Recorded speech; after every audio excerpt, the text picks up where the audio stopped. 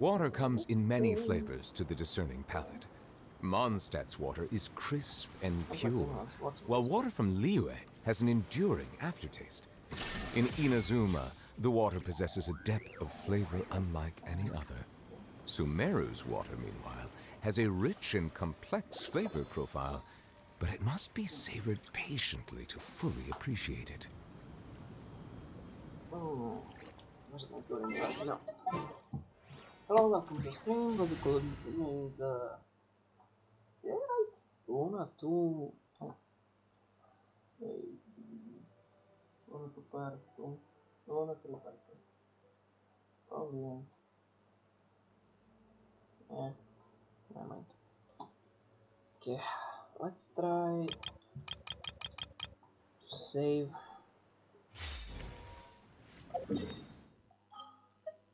a beautiful maiden. Okay.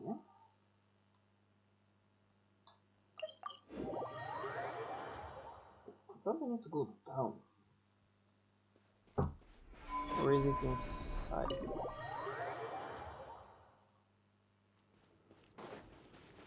Is it actually inside?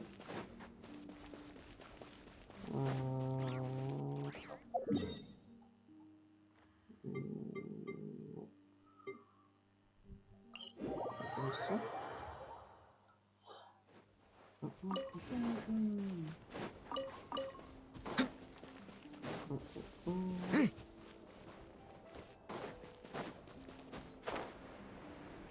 It's gonna be annoying to go there.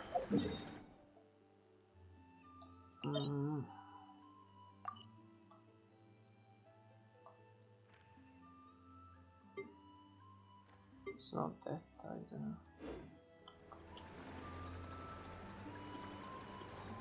If I remember, that was that cracking the mountain. Oh no, I'm gonna go stand there right about now, yeah.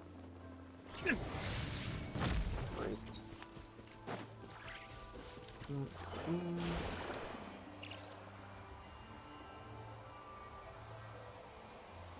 Now what's here?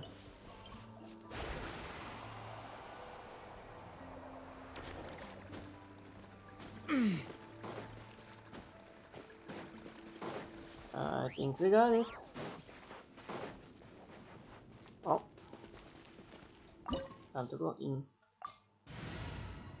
I feel like my heart is pretty much ready for whatever it's inside.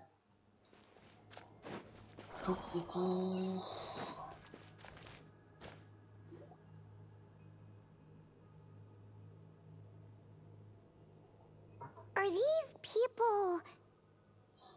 Judging by their clothes, they appear to be phantom Hyperboreans from the distant past. That could mean they have some clues about the moon goddess's name, right?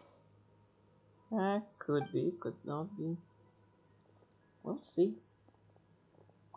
Hey there! Could you tell us what the moon goddess's name is? Sorry. That's probably a weird question, huh? How do we explain this? The moons are long gone, and their goddesses are dead. Their names no longer mean anything. When a new moon goddess is born, we will surely know her name. We have used every last resource at our disposal. All that remains is to wait, patiently and quietly. Yeah, it didn't work out. Sorry to spoil it for you, Ben. Were the people of the past all this devout? It looks like this phantom doesn't intend to converse with us any further. Surely the new moon goddess he speaks of must be Columbina. Alas, Kuthar's birth came long after the age in which he lived. Salvation did not come. But, maybe if we find a phantom from a more recent age, they might know Columbina's real name. True. Keep an eye out. We should be able to tell which era they're from by the clothes they wear. Nicole? What you want to say on the matter? Yeah, you've been pretty talkative this whole time. What changed? Oh, nothing. I'm fine. You all make good points. When the Hyperboreans speak of moon goddesses, they mean the three from truly ancient times. I can't imagine they would know anything about our current moon goddess. There once was a time when the moon goddesses blessed them greatly and protected them from harm. So, when the war between the gods and dragons plunged the world into chaos, it seems they looked once more to the moons for help, praying for a new goddess to be born. Yeah, that checks out. Let's continue on. Who knows what else we may discover?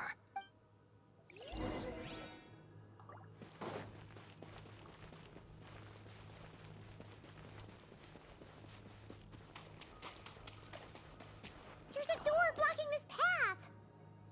Not a problem. Try this. Whoa!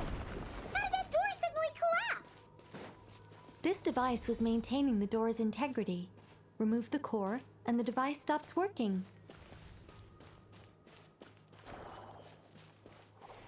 Is this our destination? Impressive. More precisely, this is a device that will help us reach our destination. Let's go. We still have a long distance to cover.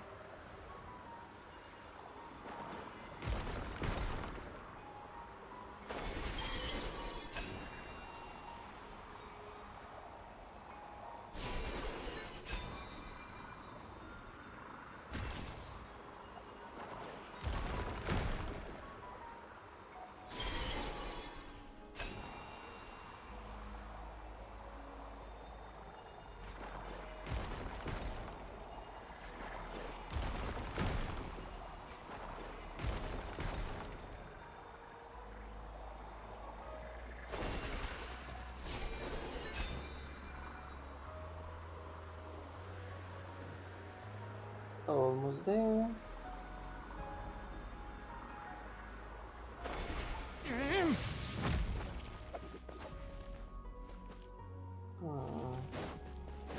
The way ahead is blocked by broken rocks. Oh. Let's try that device again. Remember the door from earlier? Huh! So it works in reverse, too!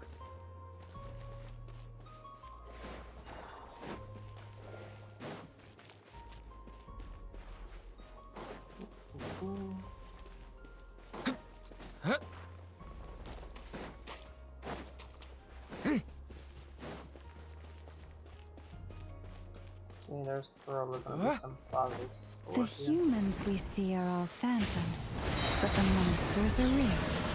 What a fascinating place. There'll be plenty of time to admire it later.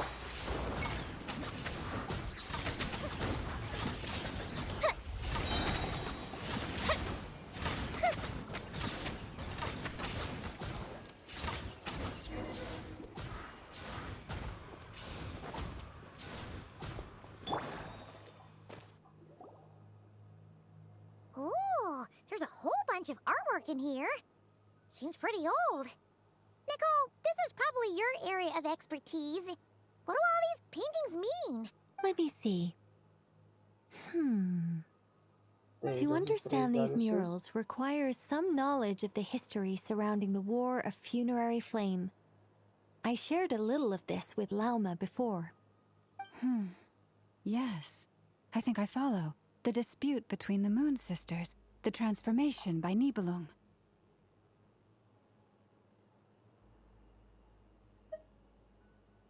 Oh, Sounds like a long Oh story. no, it's no trouble. I'd be delighted to share the tale again. Alright then. Tevat's 3 moons and their goddesses were brought into being by the will of Nibelung, the then ruler of Tevat. But when the heavenly principles came, they changed the world completely, down to its very foundations. The moon goddesses were nowhere near strong enough to challenge this entity. But the heavenly principles did not view them as heretical entities that had to be removed. Essentially, the 3 moons existed to keep this planet alive and operational. which did not directly conflict with the heavenly principle's aims. Nevertheless, the inherent precariousness of this arrangement would soon be revealed. Nibelung returned. Yes. He did, and thus began the War of Funerary Flame, a battle for dominance between Nibelung and the heavenly principles. Discord would soon emerge between the three Moon Sisters. One would voice the opinion that they should follow Nibelung, for it was he who first hung the moons in the sky. Another would argue that taking sides in the conflict would only bring the world closer to ruin. There was no telling where it would lead, especially since their creator had returned, bearing the perilous power of the abyss. Nibelung would eventually discover their disloyalty. He had all three imprisoned before transforming the moons into weapons with which to fight against the heavenly principles. What? Weapons? Yes, the very moons that had once defended the planet became instruments of death and destruction, striking terror into the hearts of all living things. And although the heavenly principles and the three Moon Sisters had once been at peace, it now seemed that the moons posed an unacceptable threat to Teyvat. It is possible that the heavenly principles did not know of the goddess's imprisonment. If so, the weaponization of the moons would surely have been viewed as an intentional breach of the peace agreement.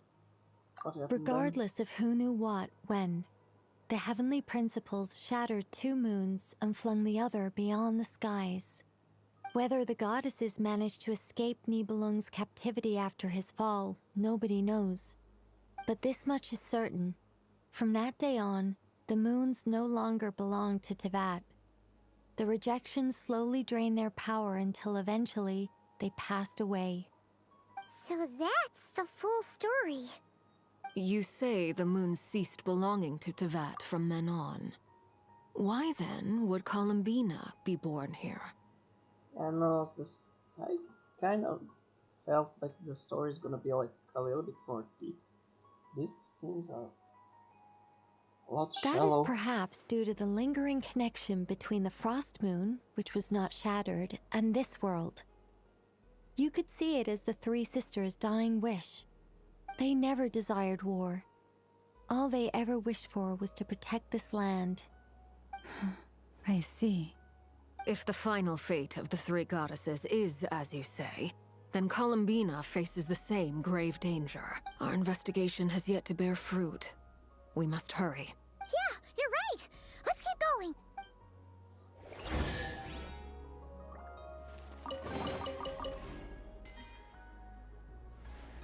Why is Turin on 1 HP? Dreamwork.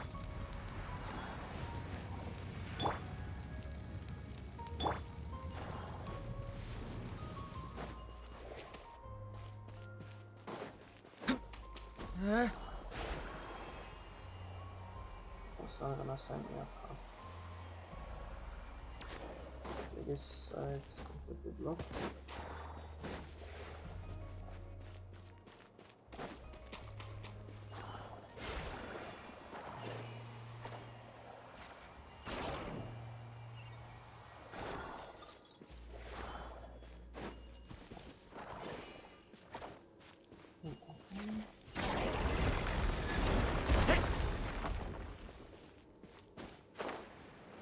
Oh, come on. Why'd you leave it there? I couldn't climb there. Why? Why do the creators of this world no longer show mercy upon their people? Remember his words. We must change our fate with our own hands. Whose words? Should we trust him to keep his promise? We have to. There's nothing else we can do. Wait, that's odd. Who is he? Is something wrong? No, not really. It's just that over Doctor, 30 possibilities probably. Oh emerged my in my God. head, so I can't be sure who he is. It's been too long. My memory isn't as sharp as it once was. It's gonna be Okay. the story. 30. Wow. Impressive.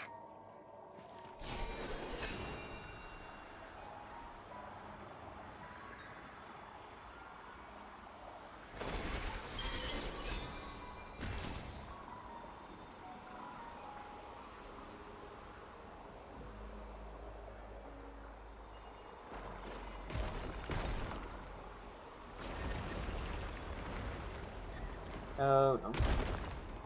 Oh. That's fine, I guess.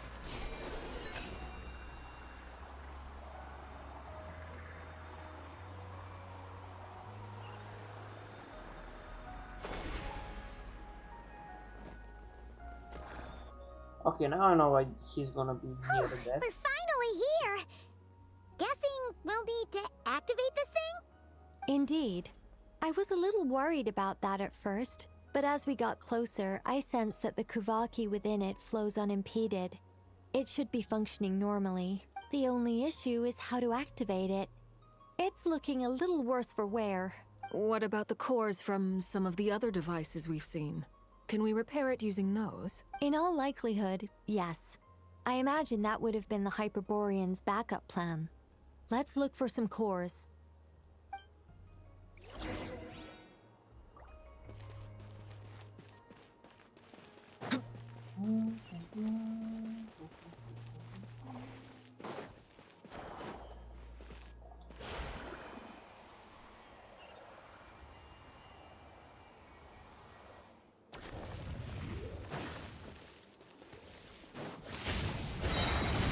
Here we go! Think you can get away? Yeah! Ha! Yeah! Time for a light show!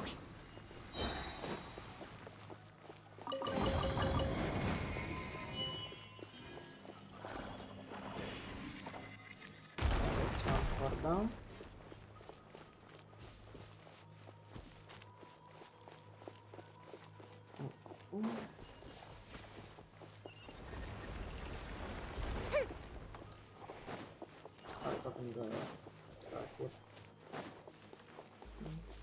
I found a core! But how do we get across? Walk up, then jump down. Yeah, I didn't need to know that. It was quite obvious.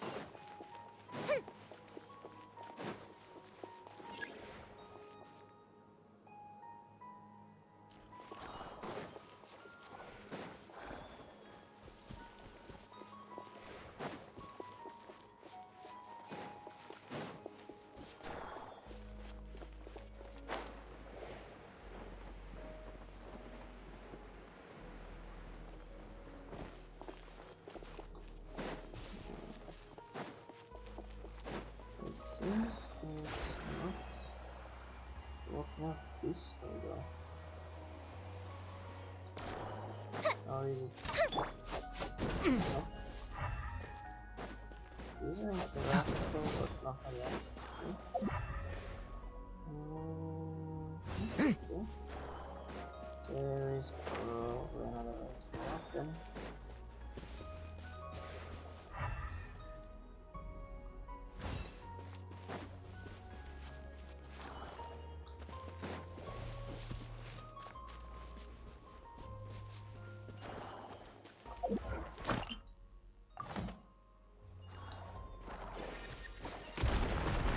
Oh. Okay, there is.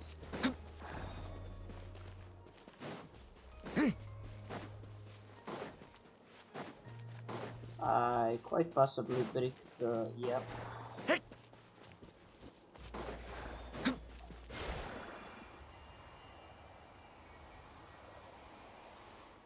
I quite possibly bricked the challenger here.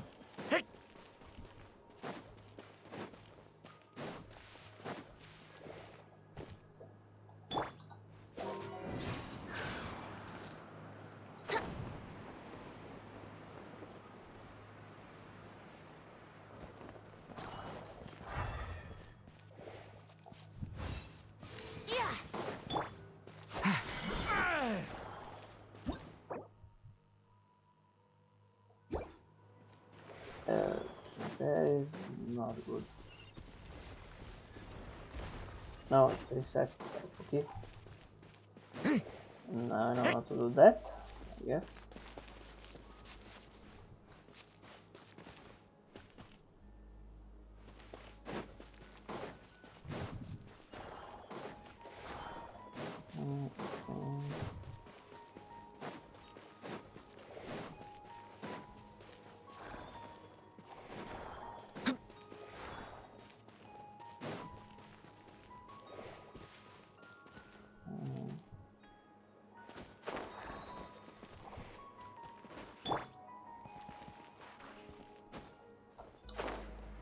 Daventi.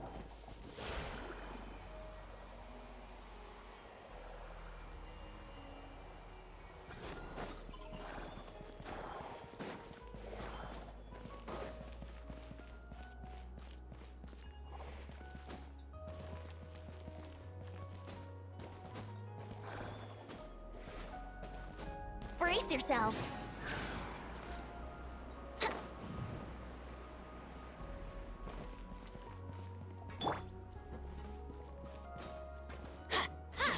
Off we go.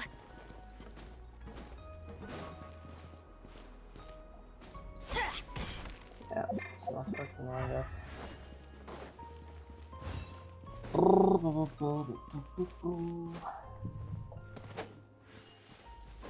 I have no idea how you... There's at least a little bit of light there. Adventure time.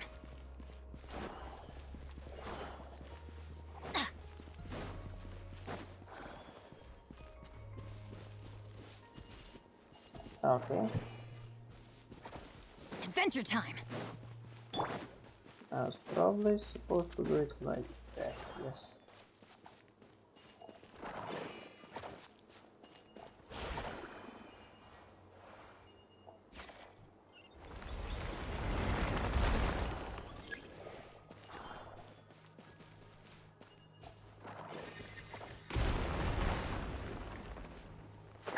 That should be enough cores.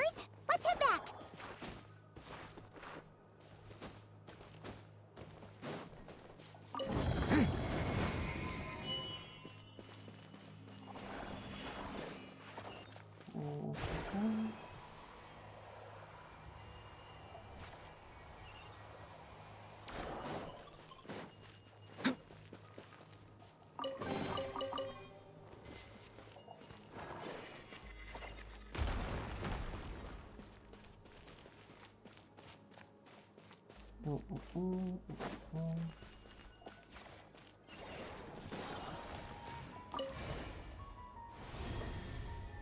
The device is up and running. It's hard to believe that the ancients were capable of constructing such things. Paimon sees our destination! It's right up ahead! Yes, let's go.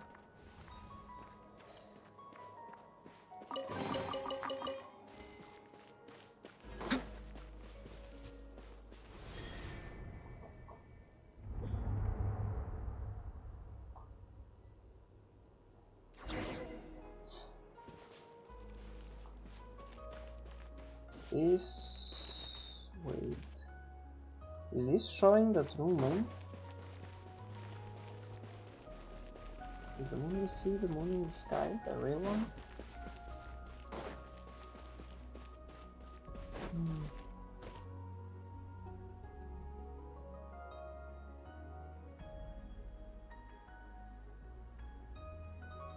This is where the people of Hyperborea communicated with the moons. We need only place the moon marrow upon this platform on Moon Prayer Night, and we shall be able to open a portal to the moon and send our moon goddess back home. The assumption being, of course, that we can find her first. I got a question though. That's The moon's right. beyond the sky. You want to know if it's safe there, don't you? Exactly. Like you've been corrupted by the And beast. yet, she has no choice but to return. You know this. That's not the only issue here. This is the end of the line, right? We've explored everything we can. And despite looking at historical artwork and talking to people from Hyperborean times, we're still no closer to learning Columbina's name. If it's not too much trouble, could you tell me exactly what Alice said to you about finding her name? Oh, sure. What she said was... Then your first job is to find it. As a moon goddess, I'm sure she must have a name she identifies with. Neither Columbina nor Kutar is her true name, and she's never really accepted either of them. Is it not also possible that she has never had a true name? Not at any point in history? That would be a hard pill to swallow. But at this point, we may have to accept that that is the truth. No one knows how she came into being, and she certainly doesn't have parents in any sense that we're aware of. Perhaps she was never granted a name at all. But does that mean there's no way to get Columbina back? She's just gonna disappear and there's nothing we can do about it? Huh? Wait, why all this pessimism? Was it the way I phrased this question? You all seem to be taking this in completely the wrong way. What do you mean by that? Well, just because she's never had a real name in the past doesn't mean she can't have one now. What? Think about what Alice said again. She never once said that you'd have to find a new name, did she? Are you saying what I think you're saying? You want us to grant her a Yes. name? Names are anchors that connect us to the world. If she doesn't have one already, then all we have to do is create one, no? It's like...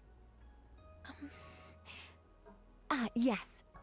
Traveler, when you first arrived in Teyvat, do you think you would have turned around if someone behind you shouted, "Hey, Tumaini"? Yeah. But what I about wouldn't. now? Well, if I remember, they called me like that. I understand what you mean. Life is a long journey. Even the friends and family by our side can change over time. When people call you by different names, what matters isn't so much the words themselves, but what they symbolize, and of course, whether that resonates with you. Lumine. So, close your eyes and picture the moon goddess in your mind. If you were to call out to her in this moment, what would you say?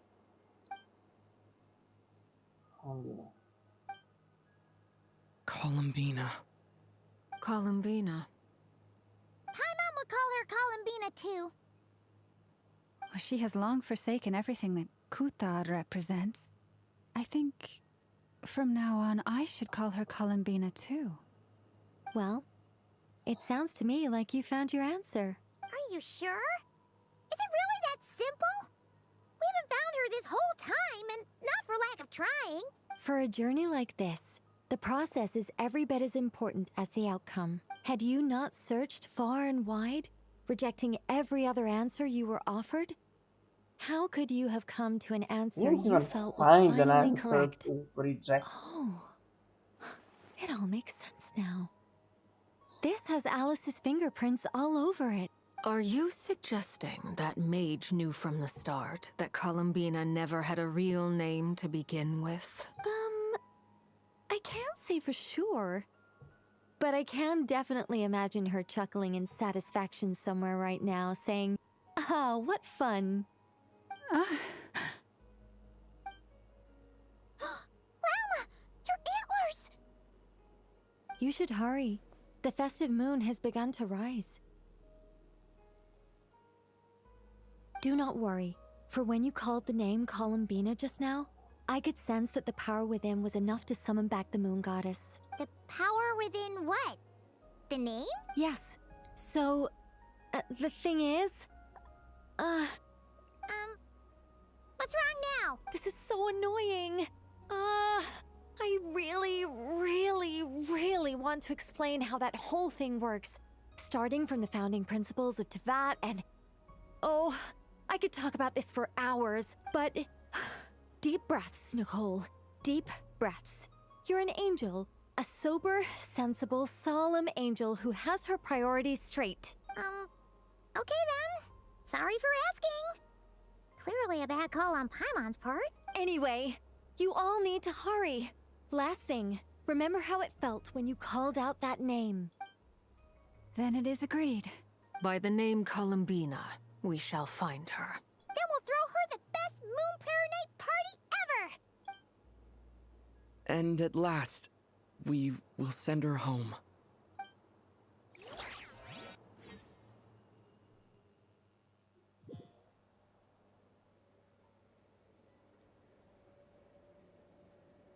I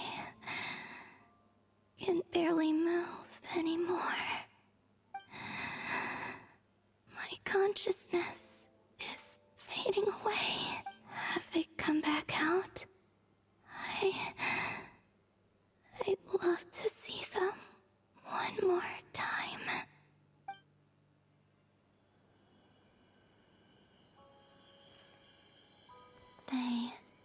didn't make it.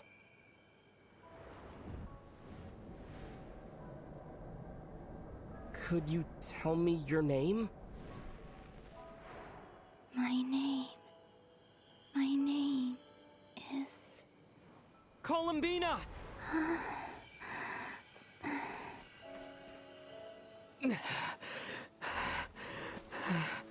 Columbina! Are you here? Columbina! That's the name you gave when we first met. And it's what I've called you ever since. Columbina. It's a fine name. I have many fond memories of Columbina, and so do all of your friends.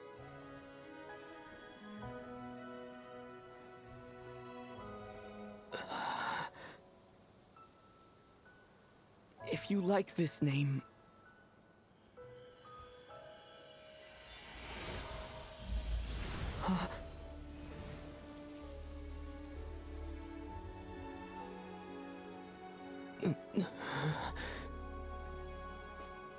Looking for me?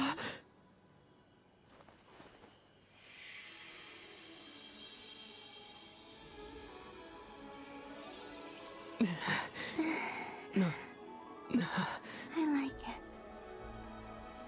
You can carry on using it. My name is Columbina Hyposelenia. Where did the hyposelenia come from? Columbina Hyposelenia. That's a wonderful name. I never thought that Columbina would become my real name. But after I met you and my other friends, the things that this name stood for slowly began to change. It went from being a Fatui code name to something my friends call me. How much did it change since it first met? She never used to share her innermost thoughts. What is it? Why aren't you saying anything? I'm just so happy for you. Thank you. So, where's everyone else? We can go and meet them very soon. Everyone went to different places to try calling your name. Great. I'd like to thank them as well. Everyone's done so much for me. Searching for my name, entering those ancient ruins. Huh? Wait, so you were... Yes, I was there. Not physically, but my consciousness was still holding on. I followed you the whole way. Starting from when? You turned around and called out my name while you were in Nasha Town. Do you remember? Ah, so that's what that was. I could have sworn I felt something patting on the back. Deep down, I think I know it was Columbina. Let's go. We don't want to keep them waiting. Sure. In that case, come with me. But... Before that... Could you call my name one more time? Sure. Come with me, Columbina Hyposelenia.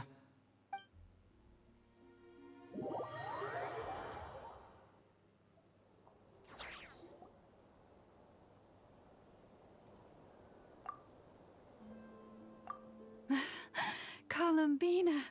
Oh, this truly is wonderful. Llama, I can't breathe. Yeah, so lucky. Ha-ha! Just in time for Moon Prayer Night. So It's lucky. good to have you back, Miss Columbina. Yeah, we were worried sick. Thank you, my friends. With your help, I now have a name that belongs to me. Columbina Hyposelenia. Where's the second half from? You added it yourself? That's right. It means... Born beneath the moon. Yes.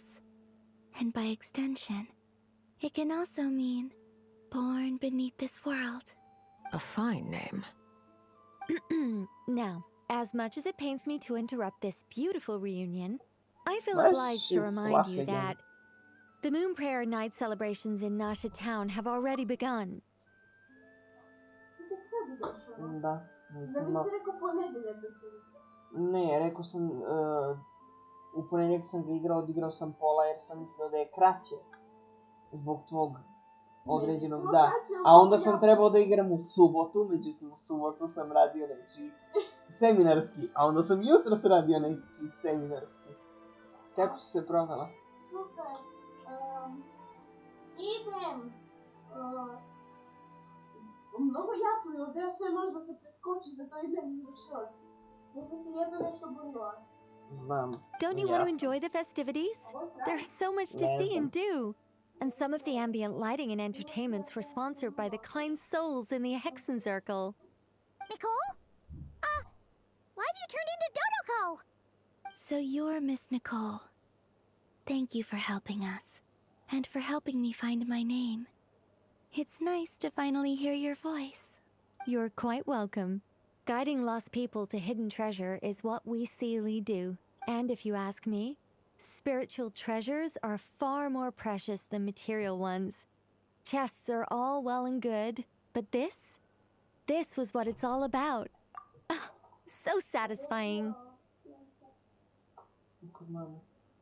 Bila je u Bodanu onaj đavo. Stavi ga tamo u... Pa stoji tamo onaj zvučnik. U koji zvučnik? Tatni. Pa da je stavim. Pa u zvučnik. Dobro. Ja treba da kopiramo sutra. Možda ga daš i meni onda fast. Ne znam ostavi to tu. Ima dva. Da ti je ba.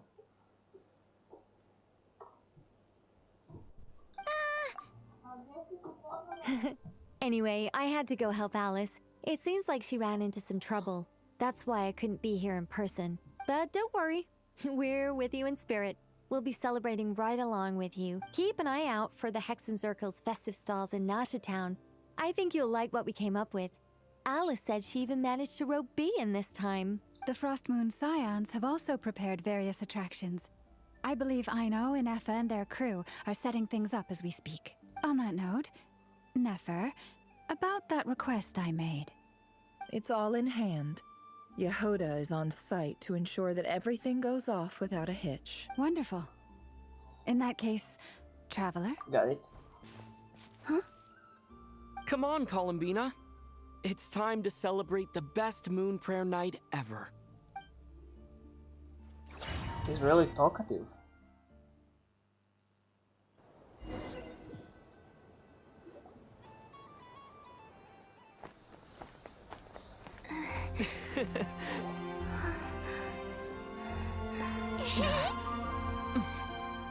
Hey, young lady.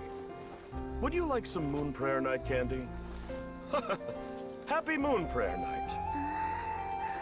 Oh, yeah. I almost forgot to say. Welcome home, moon goddess.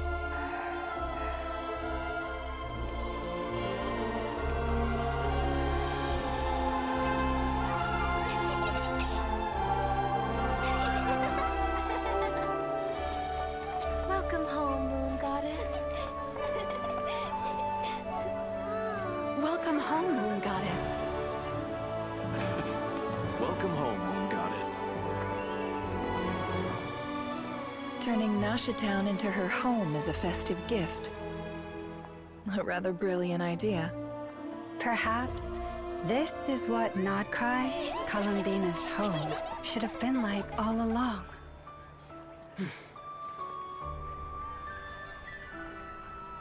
Thank you for the gift. I like it a lot.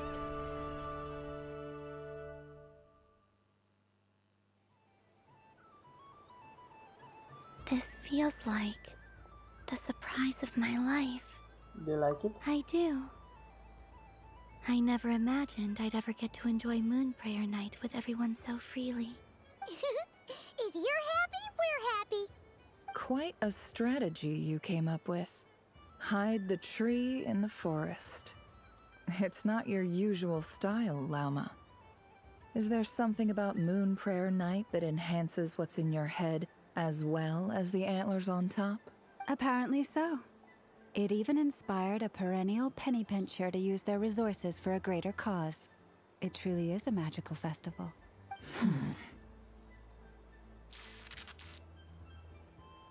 see it now. This bickering is actually a sign of a strong relationship. Huh? What's everyone doing here? Oh, Miss Columbina, you're back. Yes, I'm fine now. Thanks for your concern. How's your progress with Alice's assignment? Very well indeed. I've never heard her sound so excited. Isn't she always quite excitable? Not like this. This time her excitement seems more serious. Seems like she's had a major breakthrough. She said she'll contact us once she knows more. In the meantime, we're free to relax and have some fun. Enjoy the time off while it lasts.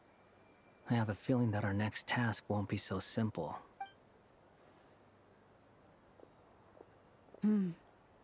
I should go. I still have a few things to attend to at the Frost Moon Scion's stall. And I think I'll take a look around. With any luck, this once-in-a-year festival will come with once-in-a-year opportunities. Hold up a second. Where's Varka? I believe he made a beeline for the flagship the moment he entered Nasha Town. Quite possible. That's Mondstadters for you. They know what they want when festivals roll around. Goodbye for now, Columbina. I hope you have a wonderful night. I will.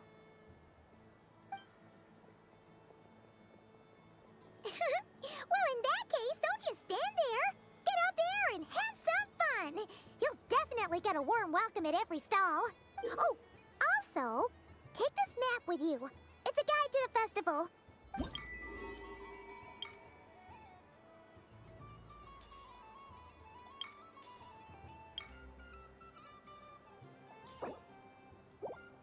The Frost Moon Scion stall is over here. Lauma's invited a whole bunch of cute animals to celebrate too. Over there is the Hexencircle section. Alice seemed more excited than anyone about this festival, so she insisted on making it a grand affair.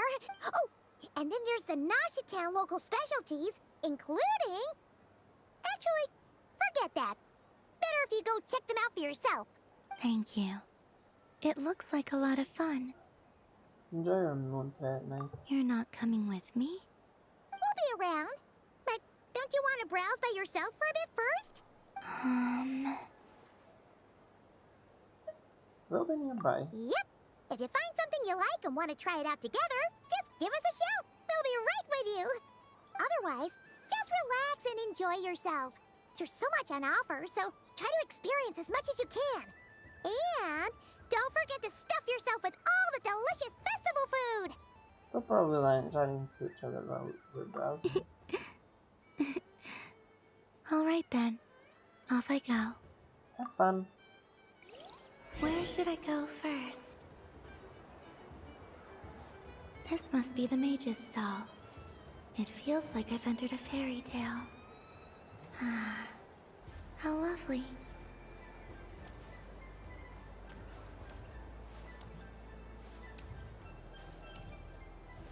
Marvelous. Welcome home, Moon Goddess. Oh, you're the genuine article. Alice was right. This moon prayer night was worth watching after all. Another one that talks.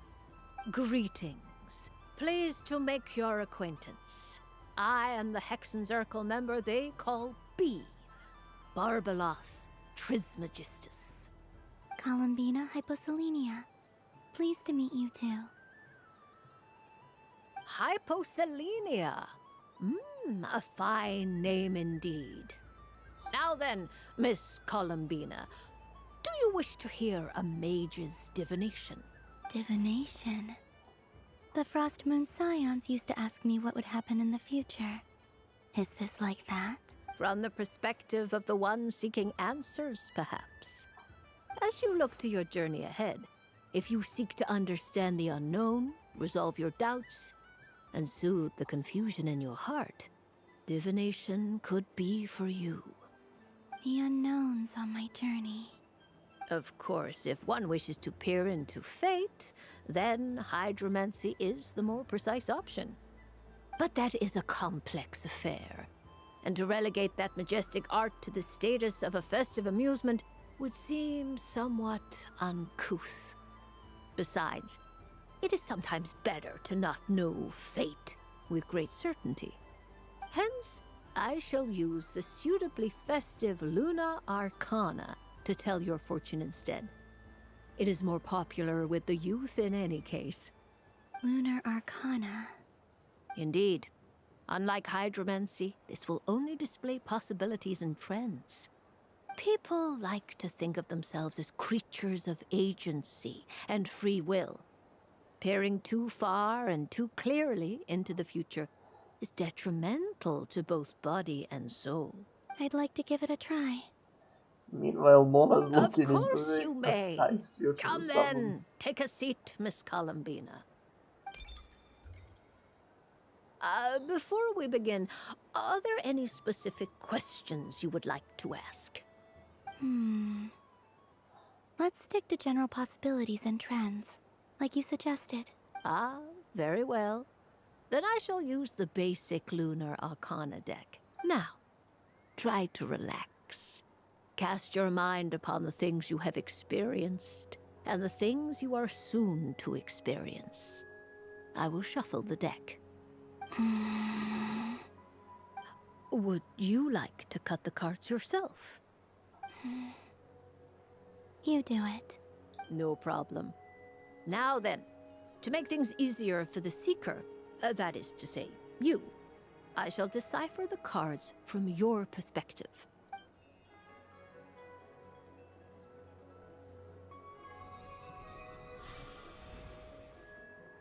Please, draw the first Lunar Arcana.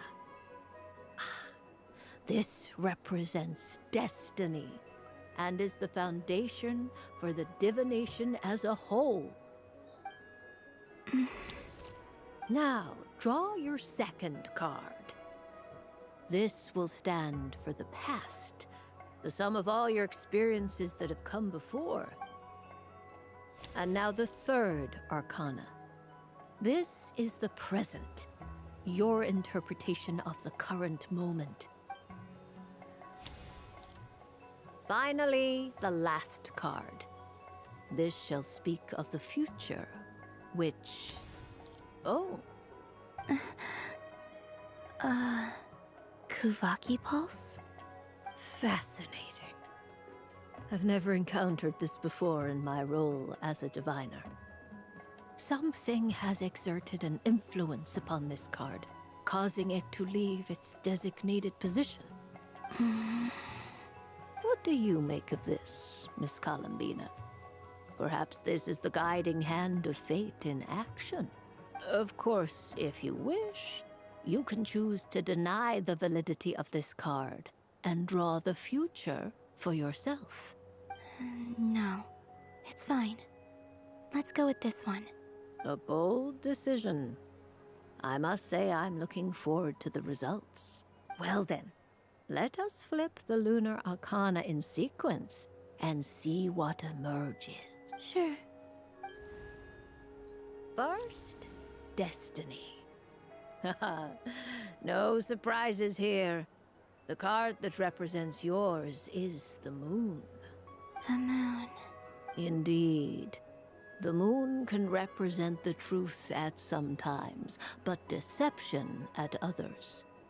False peace, destructive calamity, and the world-changing power that lies within. When the moon is placed on the destiny tile, it indicates that your destiny is not what it may appear on the surface. Instead, it may yet have a hidden side.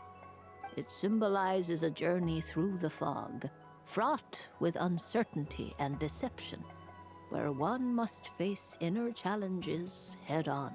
I don't understand. Patience, my dear. This is but the first card, which serves as a basis for the interpretations that follow. Our divination will only grow clearer from here on out. Now then, flip the second card, the one that speaks for the past.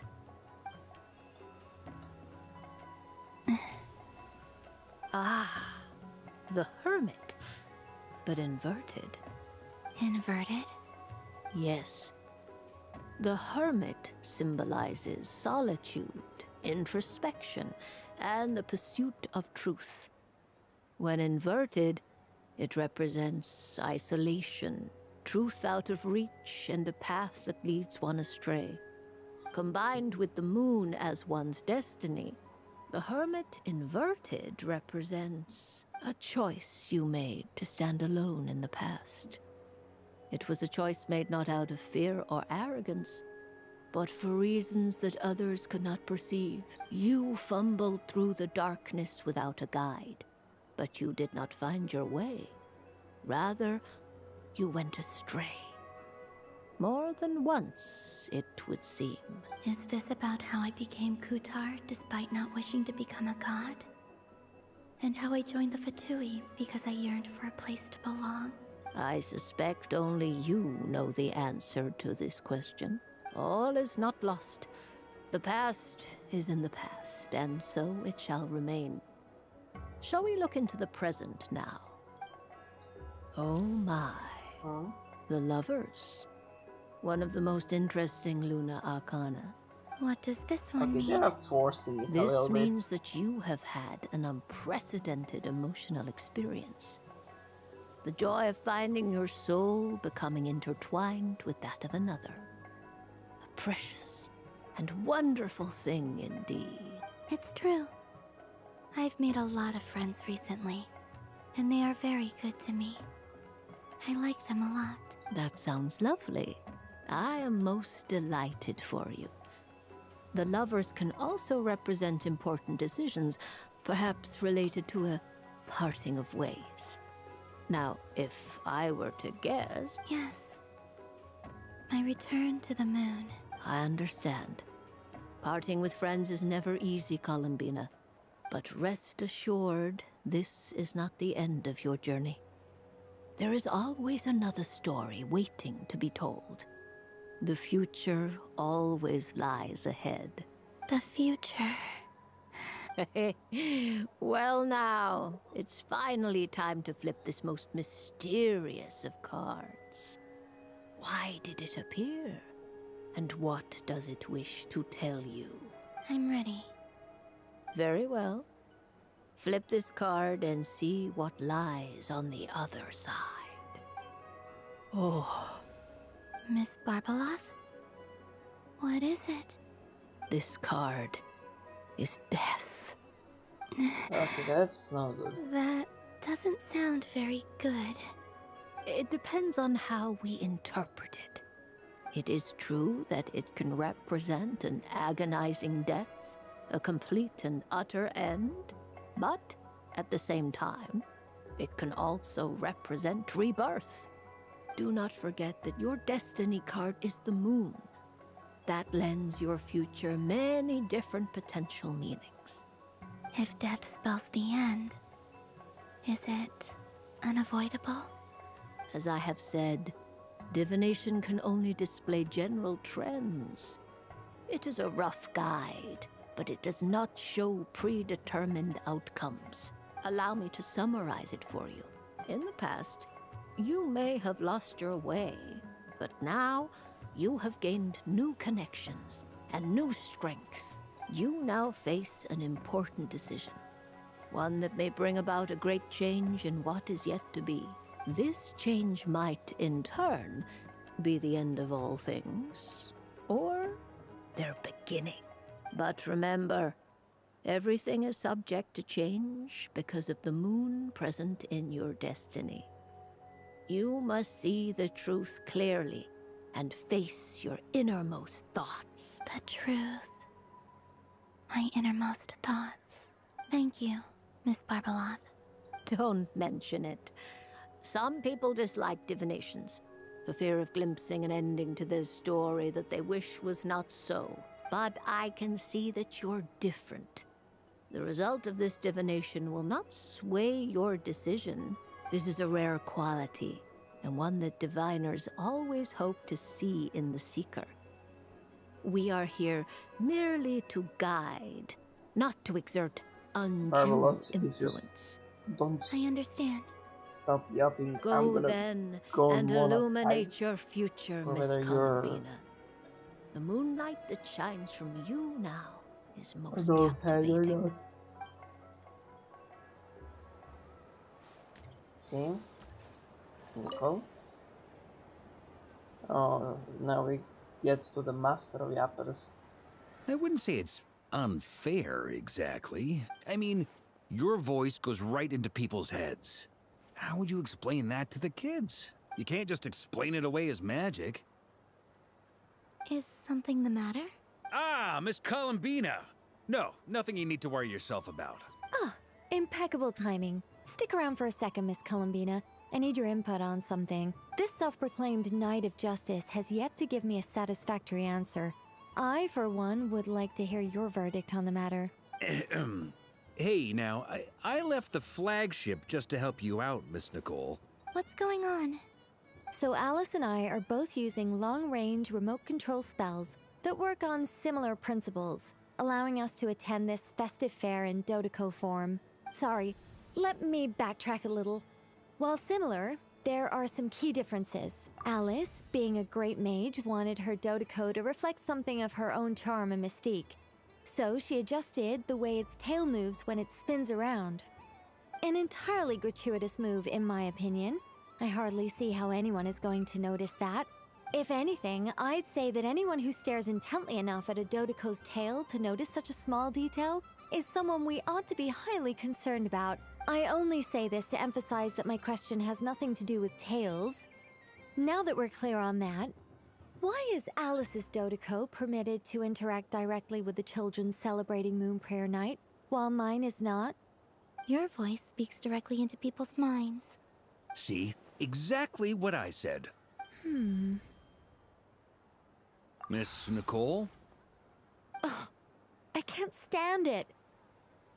I know that probably makes me sound like a whiny child acting out in front of their parents. And it's a little embarrassing now that I think about it. But hey, I said it now, I can't take it back. That would be even more embarrassing. Also, don't go reading too much into that analogy. It was off the top of my head. I'm actually an awful lot older than either of you. Miss Nicole, are you saying that you'd like someone to play the game you've prepared? I'm not so invested in that.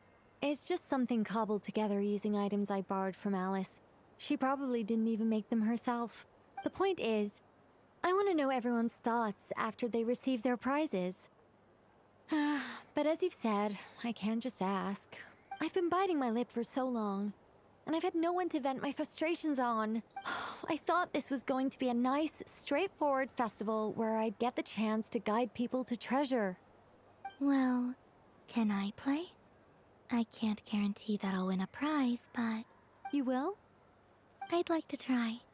Then what are we waiting for? Let the game begin! It's like they Poor forgot I Nicole. was ever here. Poor Nicole. And poor me. Oh. I can play it using these.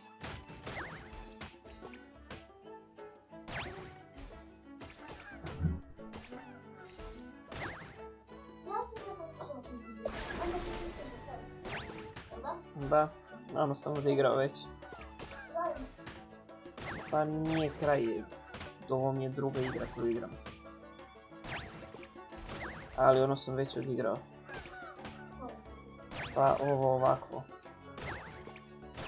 Znam da si rekla da ćeš ti da mi igraš, ali ti imaš školu i svakakve nekakve obaveze da bi te pustio da igraš moje. Da. Onaj kao u eventu, da. A ne, ovo je u glavni quest, da. Izvini, jeste u glavni quest, da. Ja sam to mogla kod mene prevesti.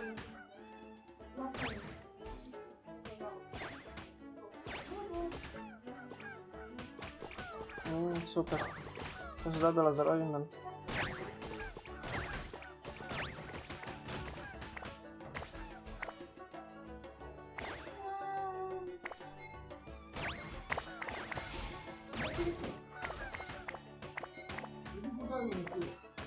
Čujem.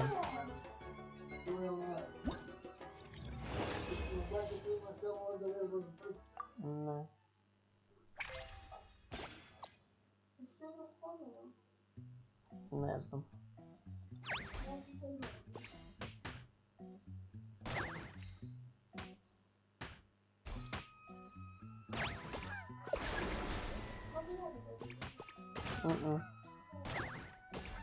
Idi spremi se za spavanje. Treba sutra da ustaneš. Ja ću ustanem. Neću da ustanem budan, ću legam da spavam.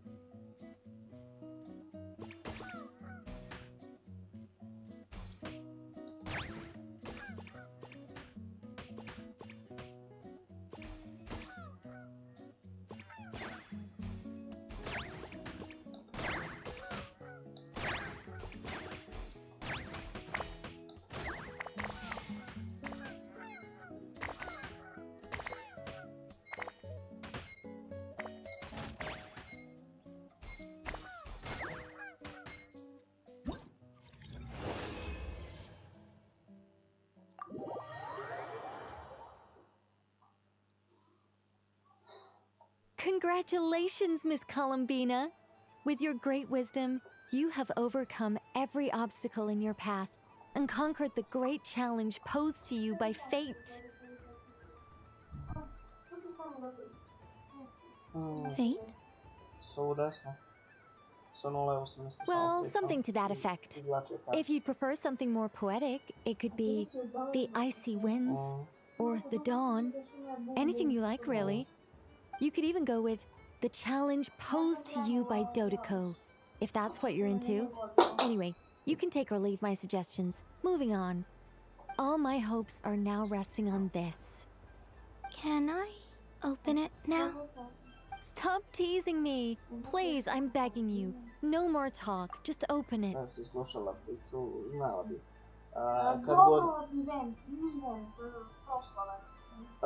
Kad god ljudi vide Kolumbinu, oni krenu drugačije da se ponašaju prema njom zato što je boginja.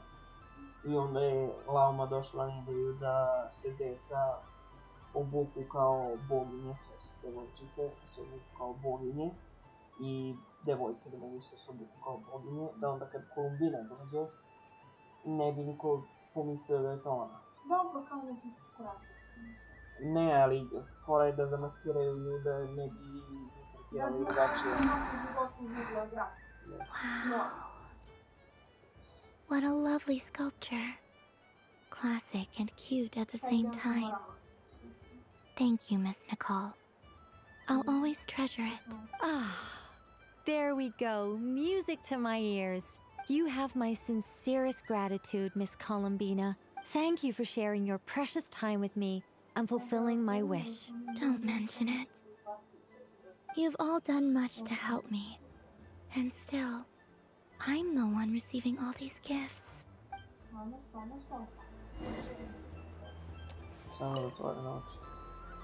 A soft and furry creature that bounces and jumps. Welcome home, Moon Goddess. This one talks, too. Allow me to introduce myself. I am a Dodeko from a distant archipelago, the most mischievous of all my Dodo brothers and Dodo sisters. When the going got tough, I powered through, and when I met obstacles, I boomed them away. That sounds like a lot of fun. Doesn't it just? Oh, but then the trouble started. Recently, I found a lovely beach, the same beautiful jelly color as my hometown, and so I dove in to have a look. Only to find it overgrown with seagrass and nasty little spiky fish everywhere, looking to turn me into a Dodeko kebab.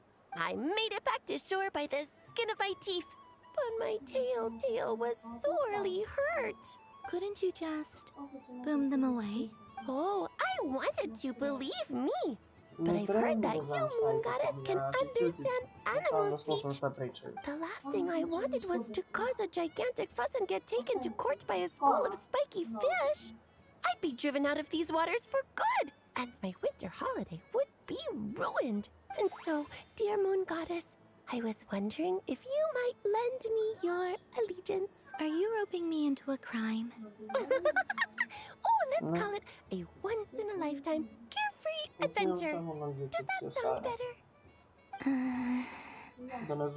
All the festival goers tonight are dressed up as the Moon Goddess. But there's nothing to say that the Moon Goddess can't disguise herself as a Dodoko, is there? Besides, this is your home. You should be free to be whoever you wish. I'm afraid I'm not well acquainted with Dodokos, Madam Mage. Oh, that's quite all right. We Dodokos are innocent, happy creatures with a free-spirited nature. Many, like myself, are mischievous troublemakers. Others are lazy souls who like nothing better than to lie down on a nice rock and take a nap.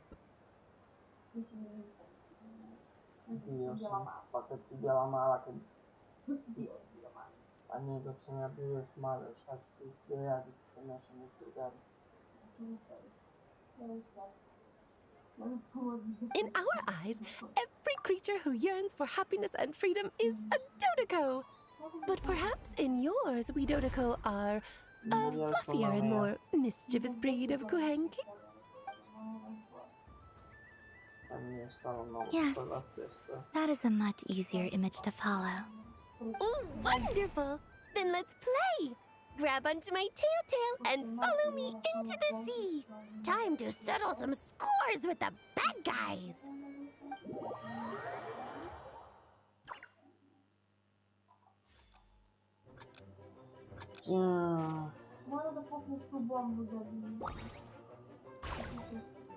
Не, zato što se nisam pomerio skroz ovamo kao što sam pokušao.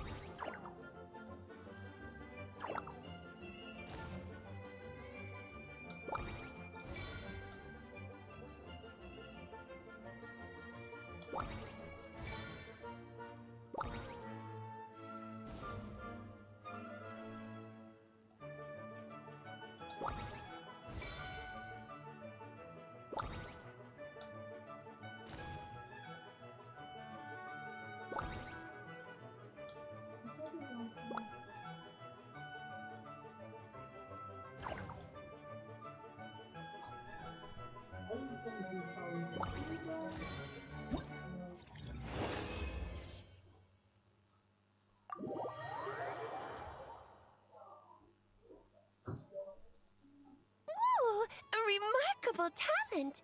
So, what do you make of it? The use of Jumpy Dumpties doesn't come as naturally to me as Kuvaki. But their unpredictability makes it fun. I think they call this... novelty? Indeed! And how did it feel blowing those pesky nuisances away? Not bad. Any guilt? What do you mean? Oh, wonderful! Lovely answers to all 3 questions. You've passed the safety test. Now I can give this special bomb to you as a souvenir. Remember, if you find any meanies living on the moon, you can use this to boom them into oblivion. I will.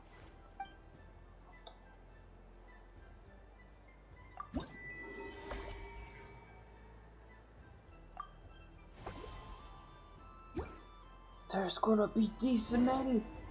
There is a lot of things to do.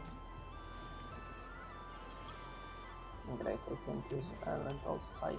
What's this? Should I give it a try?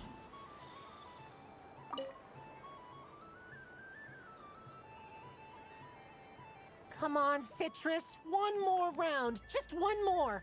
But my neck... Oof. It's acting up again. You should take a break. Health comes first. Yeah, don't push yourself. We'll find someone else. Hey, don't look at me. I'm the referee. What are we gonna do then? Do you need any help? Yes, we do. We need one more player for our game. All right. Could you teach me how to play? It's really simple. You just throw the dice and move by that number of tiles. First one to reach the finish line wins. Rolling a hamster means you move one tile. A paper frog is 2 tiles, and a flying squirrel is 3 tiles. 'Cause they go the fastest. Okay, I get it. So, we're all set? In that case, please take your places and let the game begin!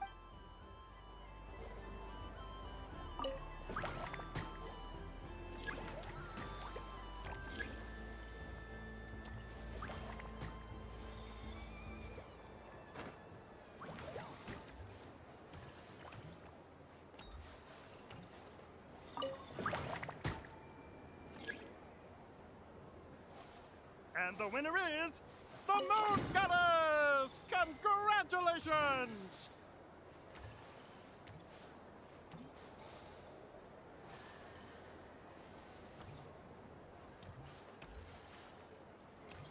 Is that it?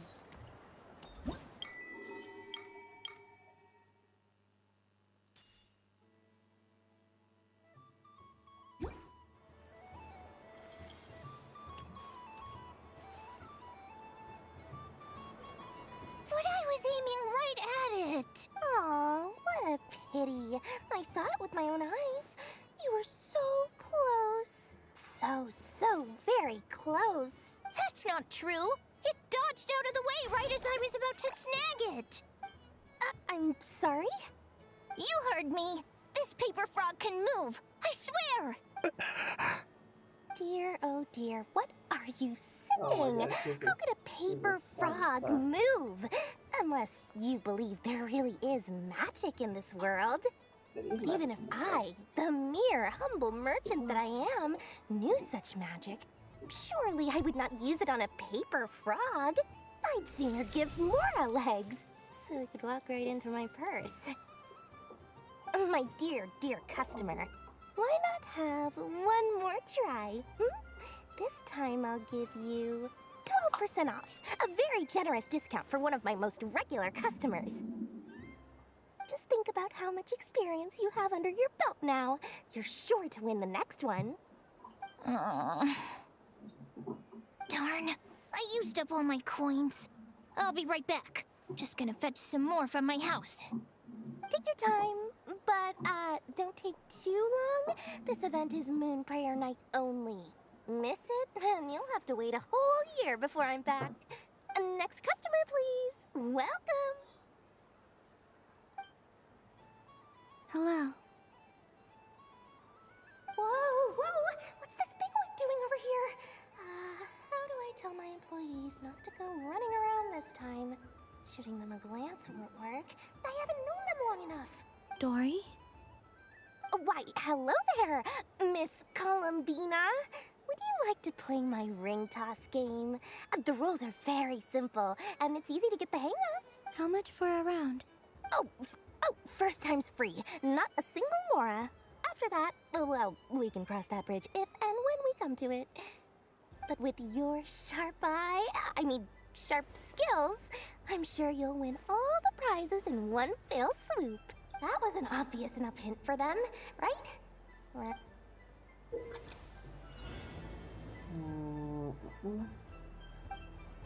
Okay.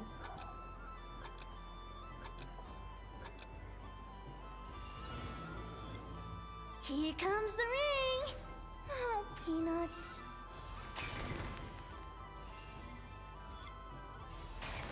Change tracks. Roselle, should we move or not? Just a tiny bit. All right, then I'll... Oh, sugar plums, not the clock hands. How do I move the legs again?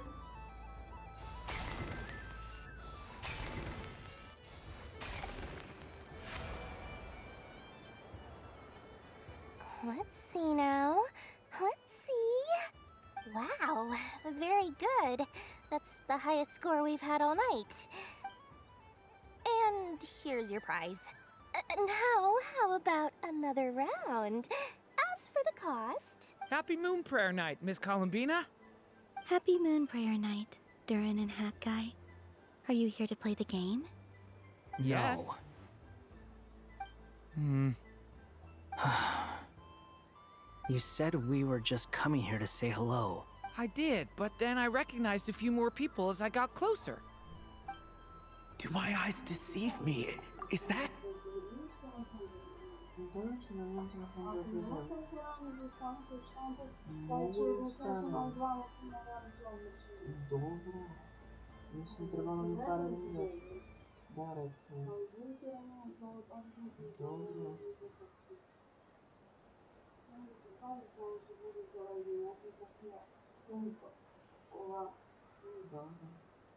It's our little dragon! He's all grown up!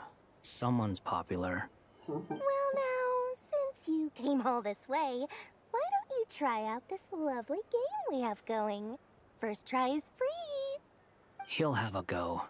I'll pass. It's only one free try per customer. You can't give your try to him. I'm aware.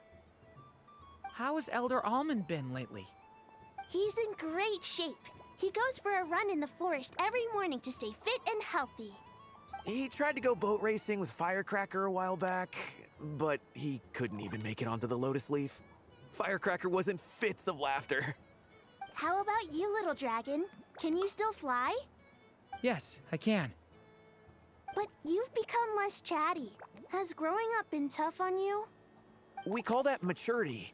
You know, the thing people sing about.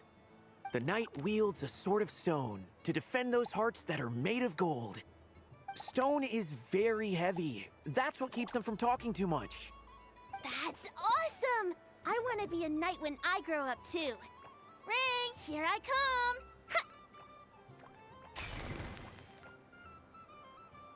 Oh, the hat-wearing man. I never thought I'd see you again. You seem more determined than when I saw you last on the train. If you say so. Oh, I do say so. The people you once helped see it clearly. It's because you are once again on the right track. May the engine in our hearts propel us to the station of our dreams. I can move! I can move now, Roselle! What are you doing, running into the rings like that? You got them all so quickly! I have never seen anything like this in all my travels.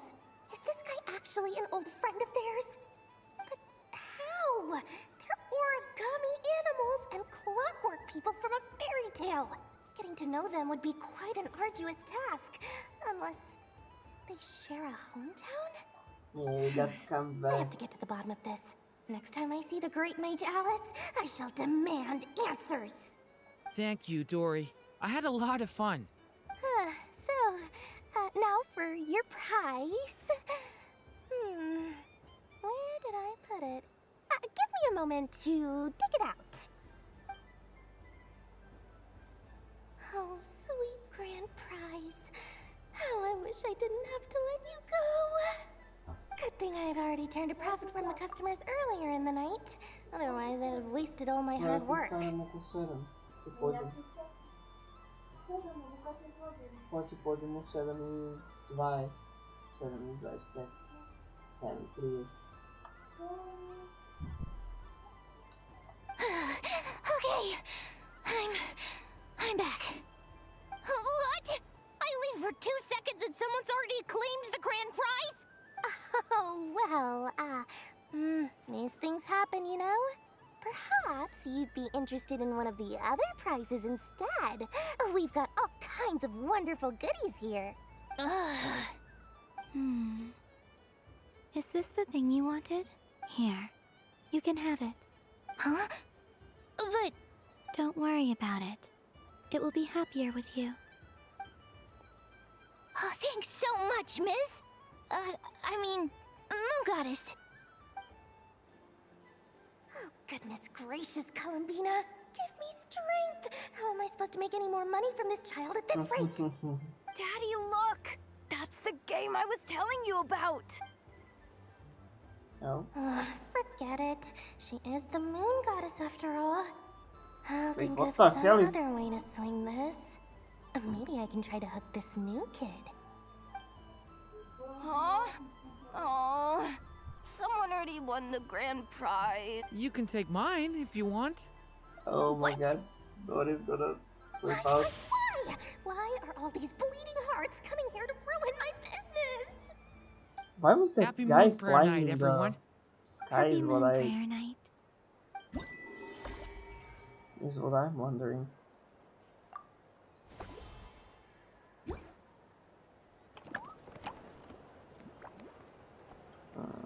Okay. Done being a do-gooder yet? Thanks for coming here with me, Hat Guy. Are there any games you'd like to play? It's your turn to pick. Why does that hamster think you've grown up? You haven't changed at all. I know you don't mean that. You're just taking the opportunity to make fun of me, aren't you? Even if you won't admit that taking some time to compose yourself is important, I can see that you're doing it in practice. Otherwise, you'd have taken off your hat and flown away by now. Looks like Albedo's socialization program has been far more useful to you than all those Vahumana textbooks. Okay, where do we find this thing? Head da Ashton, Booth, play the Ashton. Frosty Vale.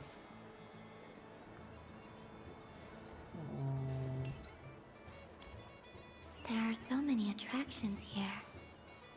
Since I rarely get out, I might as well make the most of it. Guess it could be this.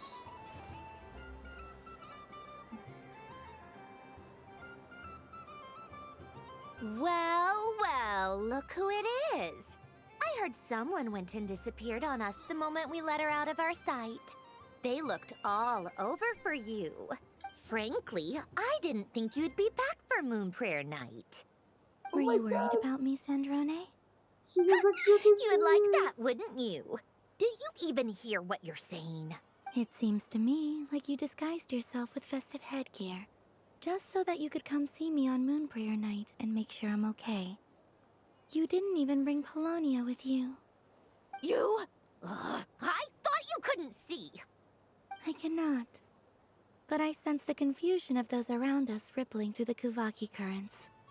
Based on what I know about you, let me guess what you're wearing. Is it cat ears? Shut up! I'm only here to protect the Fatui's interest in this territory. Running into you was pure bad luck. Really? But you were the one who asked Arlecchino to help everyone find my name. Columbina! Ugh! Just one more word, and I'll unscrew your vocal cords. It's Columbina Hyposelenia now. Tell someone who cares. I've missed you, Sandrone. The whole time I was gone, I was thinking. I hope I get a chance to say some ugly words to you. What? Is that supposed to be a joke? Anyway, let's go play that game. What? You mean that frostfin whale? Yes. It's some kind of game where you get bitten if you step on the wrong tooth. Seems like fun. Who in their right mind would wanna... Because you're not a scaredy cat. Fine! You wanna play? Let's play. Don't complain when I kick your sorry butt. Lovely. You old geezer! I'm gonna beat the pants off you! Just you watch! I almost forgot. Sandrone? What is it now? You'd better not lose, or I'm going to beat your head in. What? Yeah, she doesn't Allow quite me get to it, demonstrate since I'm feeling so nice. You just step on the teeth, like this. How is Columbina supposed to step on this?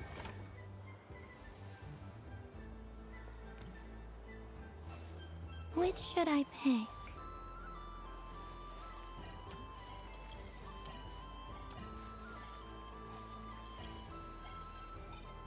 Your turn, Sandrone.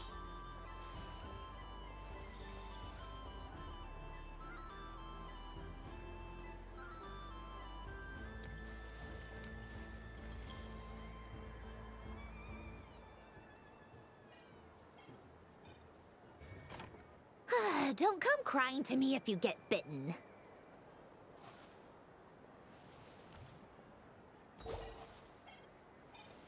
There are less and less teeth remaining.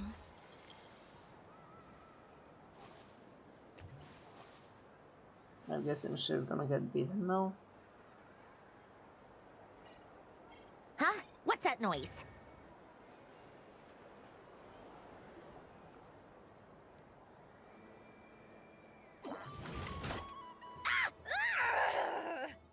I think you might have picked a bad tooth, Sandrone. Shut it! Do you need any help? It seems like you're stuck. No! Yeah, that could be. Just a blasted That can have a lot of toy! different meanings. How is its grip this strong? Stop laughing! All right. Well, you lost. So just like I promised. Hey! What are you doing? Are you seriously? Hiya! Why you? Oh, just you wait! Rematch! Are you all right, Sandrone? That was quite a strong bite. Are your clockwork parts? Quit your fussing! I don't need it! All right. I'll go first this time.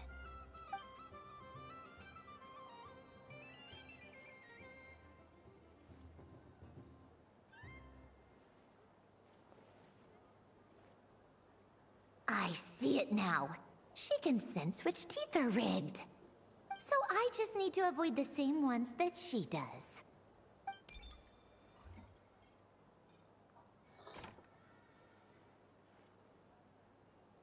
This one.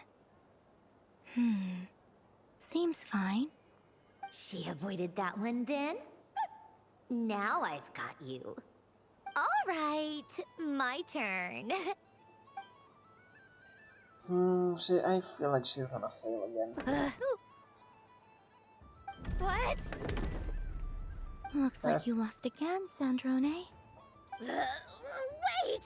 There's more than one bad tooth! Bonk.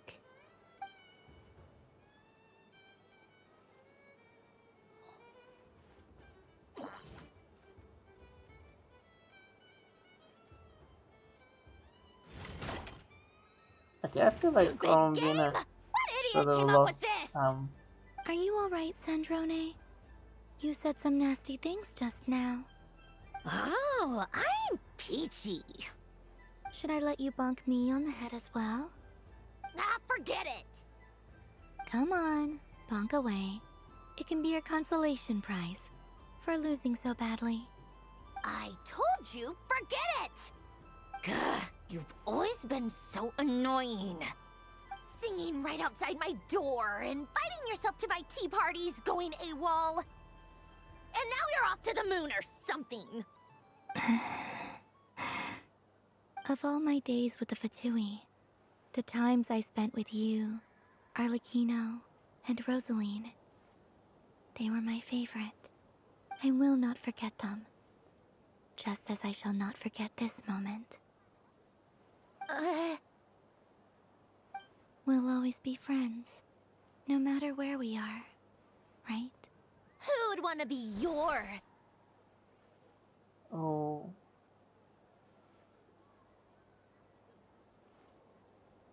I'll miss you, Sandrone.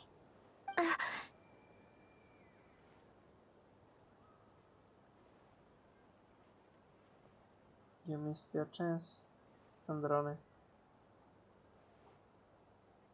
Goodbye, Sandrone.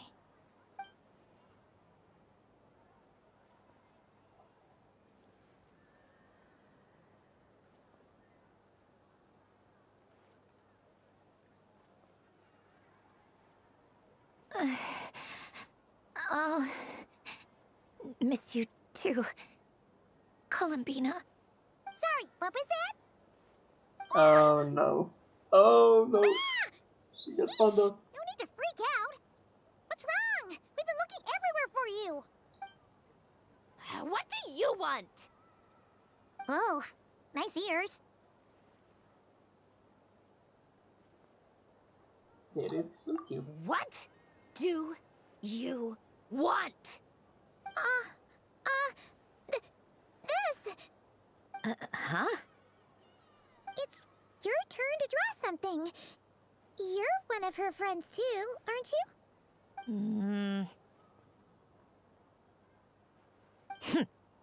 Doesn't know how lucky she is. Sorry? Nothing. I'm done. Take it. Oh, that was fast. Oh, and one more thing. Last time we spoke, you mentioned you were interested in the Narcissan Kreuz Ordo's research, remember? There were too many people when we last met, so we didn't get the chance to do this. What are you talking about? I'd like to have a look at this.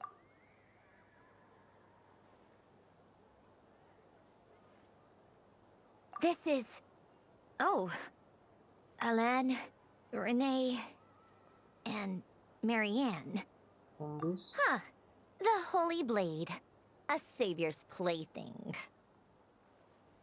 You don't approve their goals?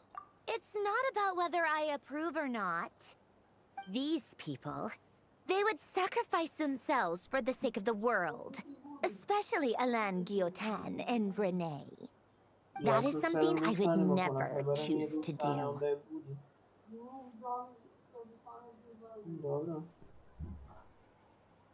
Still, I didn't know they had any pictures left from that time. If I'd have thought to bring a camera, I'd have... It's okay. This time to fall. What? Yeah, of you being bitten by the frostfin whale and Columbina bonking you on the head. Tear it up! Now! Oh no.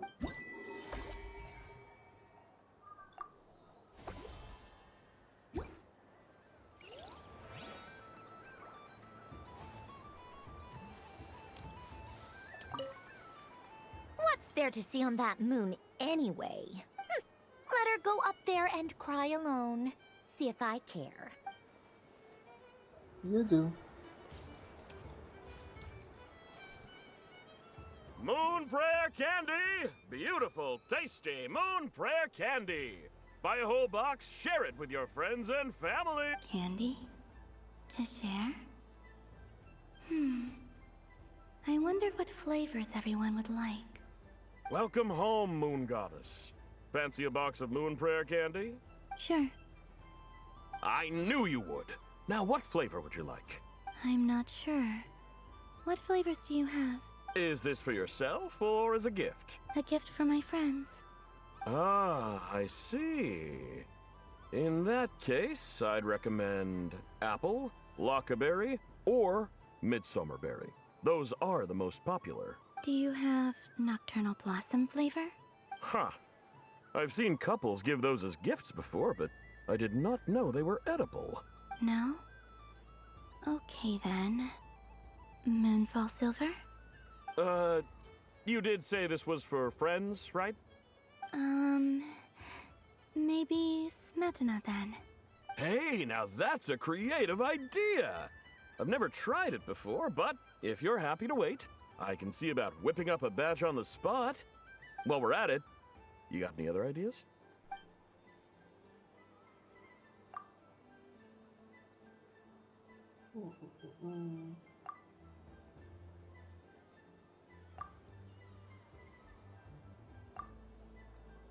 Here you go. Every flavor you asked for is in there. Thank you. I should be the one thanking you! You brought me a whole bunch of new business. It's like a genuine blessing from the Moon Goddess. I hope you and your friends have a lovely night.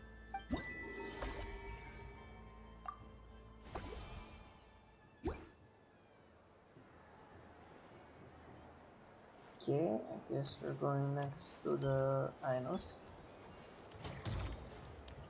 Oh, there's a lot of moon cities over there. What? Huh? This doesn't make any sense! How am I losing every single time? Wait, Inefa, you're cheating, aren't you? Yeah, that must be it. I am not cheating, I know. Uh-oh, sounds like Inefa's turning into a big baloney bot. I think it's time for some serious maintenance. Moon Goddess, help me. Miss Columbina, I know, is attempting to cheat. What the? I'm not the cheater! You're the cheater! How dare you throw it back at me?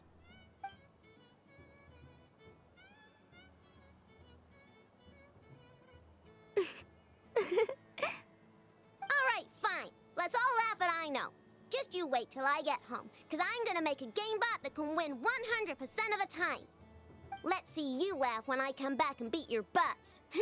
You'll all have your heads covered in stickers when I'm through with you. We came to check everything was okay after all that yelling, but,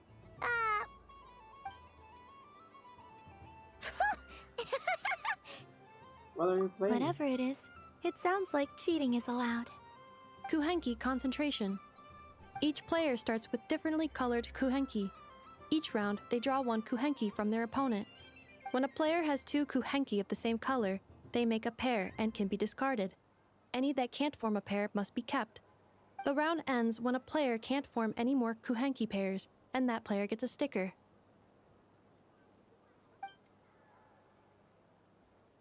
ooh, can 4 people play as well? That is fine, so long as the turn order is fixed beforehand. Alrighty then. In that case, the 2 of us will join as one team. Okay, but if you lose, you're both getting stickered. I don't want to hear any excuses. Sure. And if we win? If you win, only one of you gets to sticker someone else. I have taken to calling this. I know logic. Hey, lay off me, alright? Okay, so we're starting the game from scratch again, which means all my stickers so far don't count. Looks like Luonatar is the Kuhenki of honor for this game. Anyway, let's go clockwise, starting from Inefa.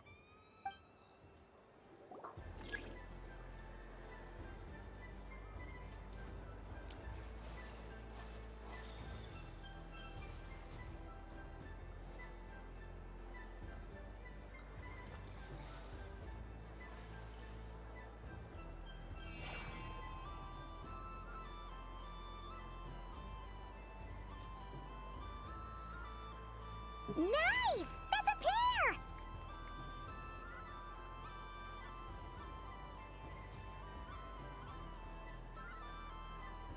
Go, go, fly!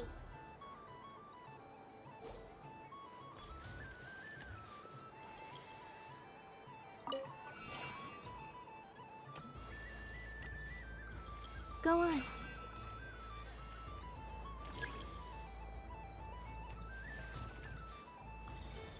Okay, so they chose themselves. So I guess I this have a game pair. is somewhat predetermined, maybe?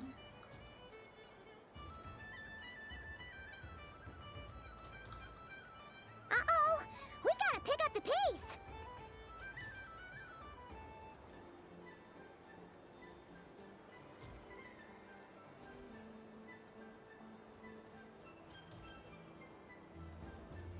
Phew, that was too close. I thought I was gonna lose.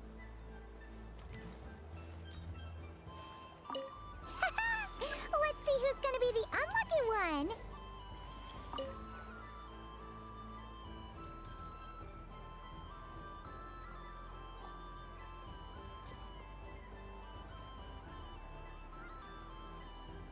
Good luck, everyone.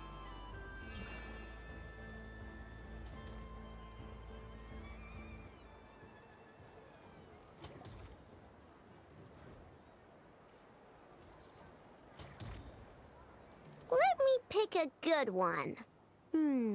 What's it gonna be? You're looking very very pleased with yourself there. What happened to being a huge Grumposaurus? I won. Duh.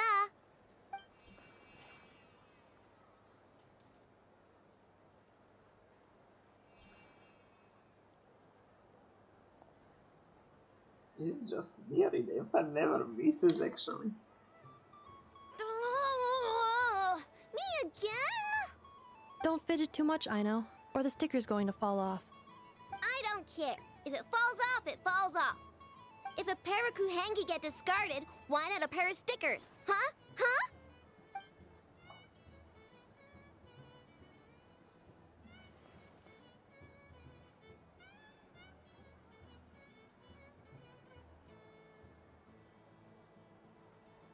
She is cheating for sure. I've lost. Sticker, sticker, sticker! Here it comes.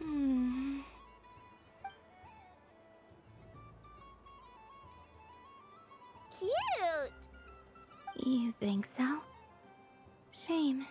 I can't see it for myself.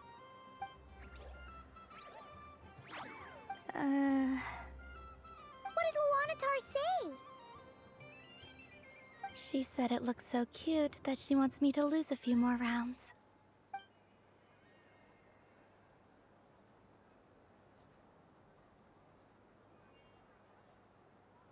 Who put these stickers on Paimon's eyebrows?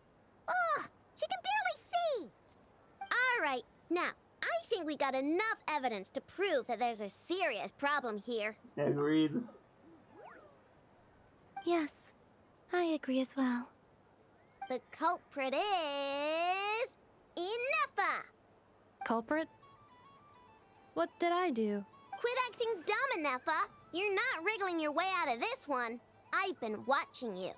Not only did you remember whose side Luanatar started at, but every time someone drew a Kuhenki, you were logging it and calculating every last possibility. Which Kuhenki pairs were gone, who had what color Kuhenki in their hand, even our facial expressions. You were keeping track of it the entire time. Exactly! What Aino said! Putting aside the fact that running calculations is not against the game rules, do you have any evidence to support your allegations? Your eyes are shining. But that's not against the rules either. So she admits it. She certainly does. Alright, everyone grab a sticker. It's time to get Inefa back. But... Take that!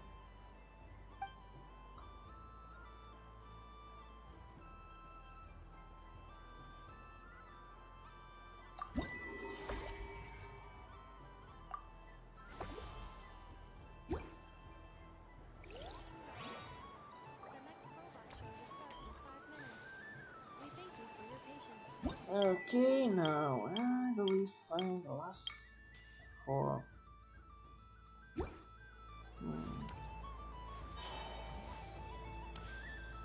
What's this? So that she can't Should I hire give them. it a try? So this is the Frost Moon Scions area. It feels very familiar. But everyone looks much happier than usual.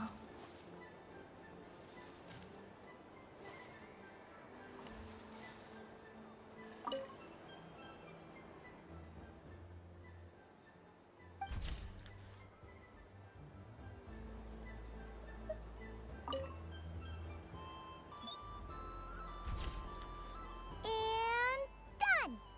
Here, take a look! I think it looks quite funny. Well, Paimon thinks it's super cute. It looks like a silly chic badger and a rhyme-horn deer that's about to fall asleep. Maybe I'll stand on the Sheik Badger's side instead. It looks like we've attracted the attention of quite a few animals. Let's make room for them.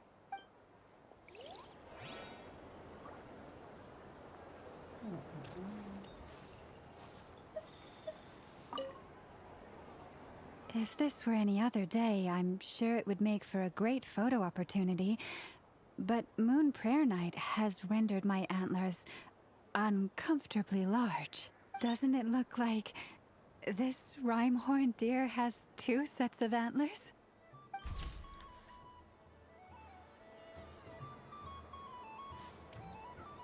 They could have presented a little bit better, like positioning to Wow, chords to the be Frost visible. Moon Scion stall looks kind of plain, but it's pretty cool once you get into it.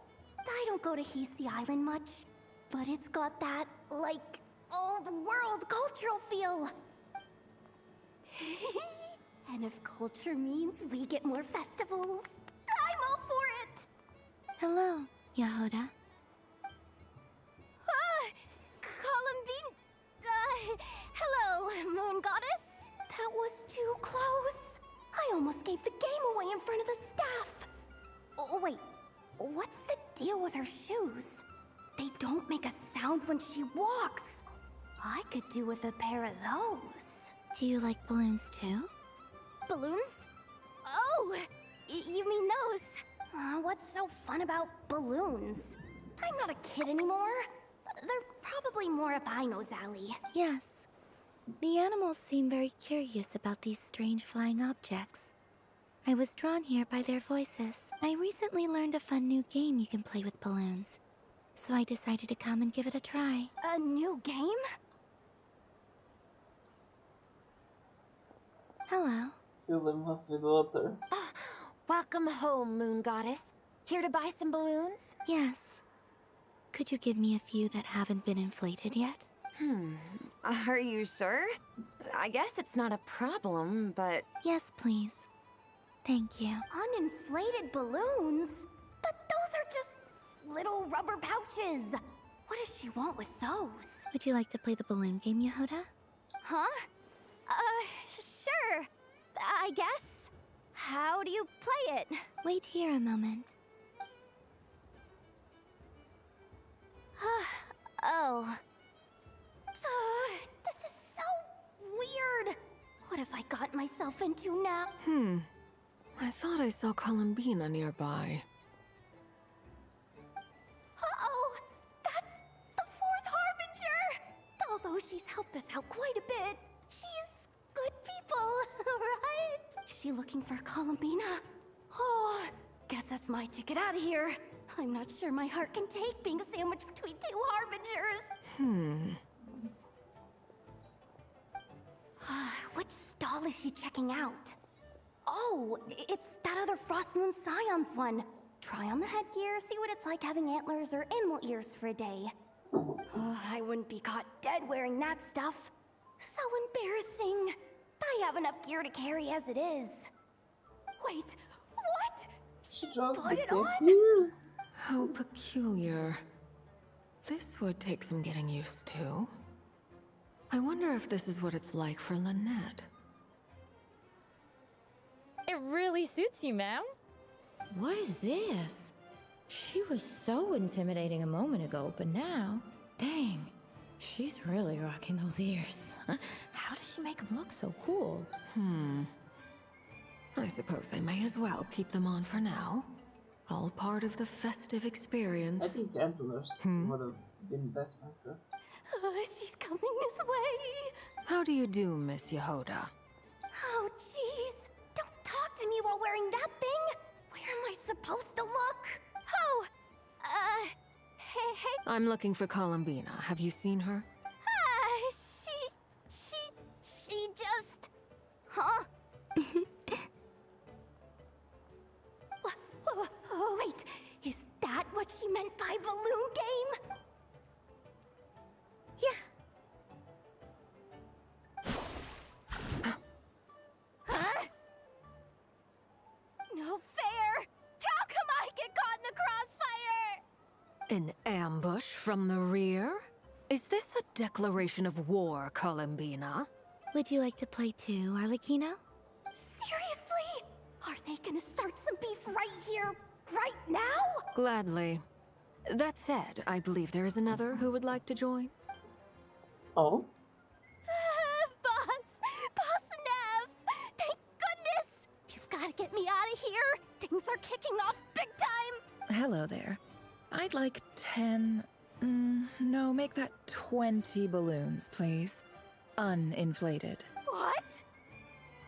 Oh, Miss let's Moon go. Goddess, I hope you're prepared to pay the price for assaulting my employee. Welcome to the game, Nefer. Just to be clear, let's keep this a fair fight, okay? No strange powers, please and thank you. Naturally. Don't just stand there, Yehoda. Aren't you going to team up with me? Huh? Do I have to? Of course. Don't forget, the Curatorium has a reputation to uphold. I knew something like this was gonna happen. Yeah, it's a nice little event.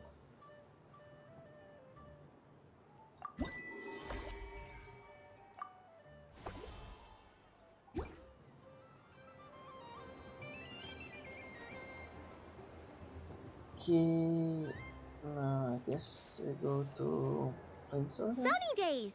I prefer sunny days. Ah, well, you are as warm as the Something sun magic itself, farm. Moon Goddess. Very well. I believe your spirit animal has to be this most adorable chic badger. Wow! Thank you, Mr. Talking Magic Lamp. Have a very happy festival, Moon Goddess. Glance? That's you, isn't it? It's our little secret, my dear traveler in Paimon. Okay, sure, but why are you here selling sugar sculptures? Everyone celebrates in their own way. After gazing into the abyss and spending time around gravestones all year, what better way to relax than to see sunny smiles on the faces of the living? Besides that, I like to think of myself as a fair judge of character. I dare say matching personalities to confection suits me rather well. That's not what Paimon was talking about. Aren't you afraid that your true identity might be exposed? Should I be? There is all manner of magic in the air this moon prayer night. Thanks to the work of the great mages, I see Miss Columbina is hiding in plain sight. Why should I not do the same? Why miss this rare opportunity to enjoy a special evening in my true form? Fair enough. You got a point there. People who don't know you will probably think you're just a talking lantern. Well, now that we see eye to eye, what brings you here? Not a search for your spirit animal, I presume? Ah, well, actually... Here, see for yourself. Oh, this is... How wonderful. A beautiful idea. Yeah, we just met Barca, and he said that having everyone draw their own section was kind of boring. So, he did your bit for you. Ah, Varka. Ever the maverick. I see his artistic skills are truly one of a kind. In that case, I shall paint something on Mr. Albedo's behalf in a short while. What? Why not now? Ahem. Welcome home, Moon Goddess. Phew, that was close. Hello, Flins.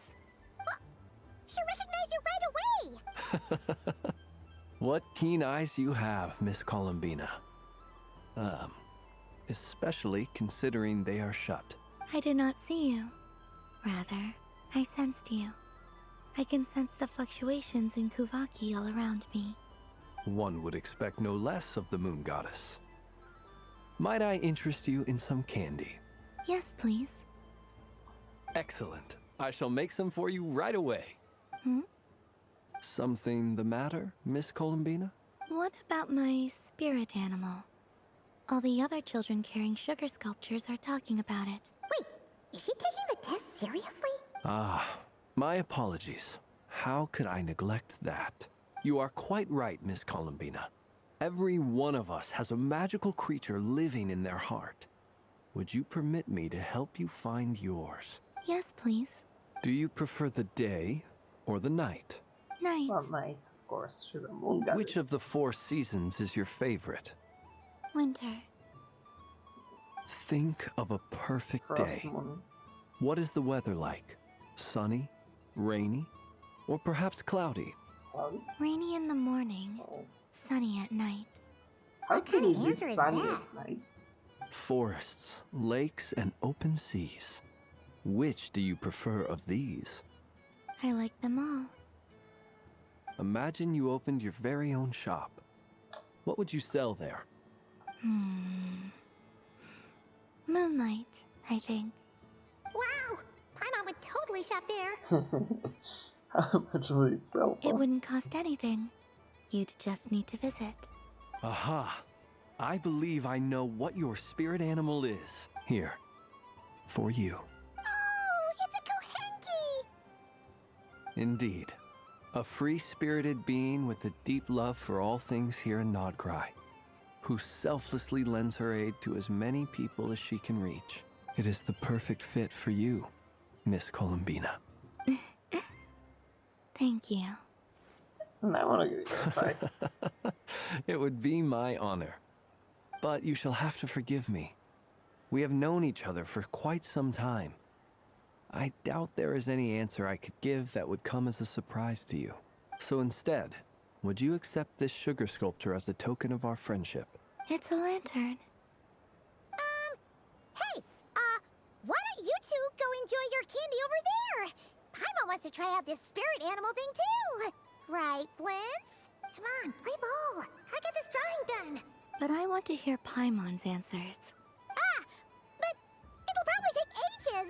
Paimon's a complex soul. And we don't want your candy to melt while you wait, huh? Oh. Okay then.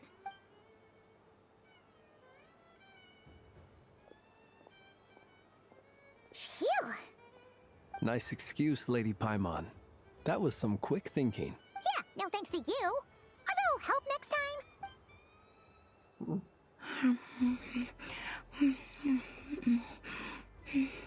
It's sweet. Is that Lockaberry? I wonder what flavor the traveler got. This way, this way! It's the candy-selling lantern! I'm coming! Of course. Traveler, maybe we can share? Okay, that is... Yes. I found out recently that people share their food sometimes, so I'd like to try it. Or... is that a no? No, we can do that. Thank you.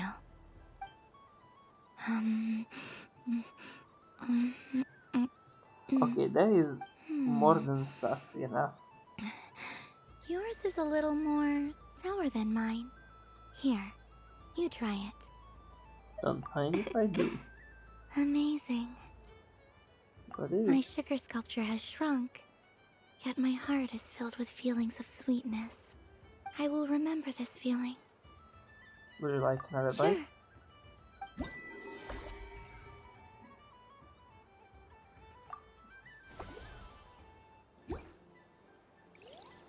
Okay, 2 more stalls. I have no idea where I'm supposed to be.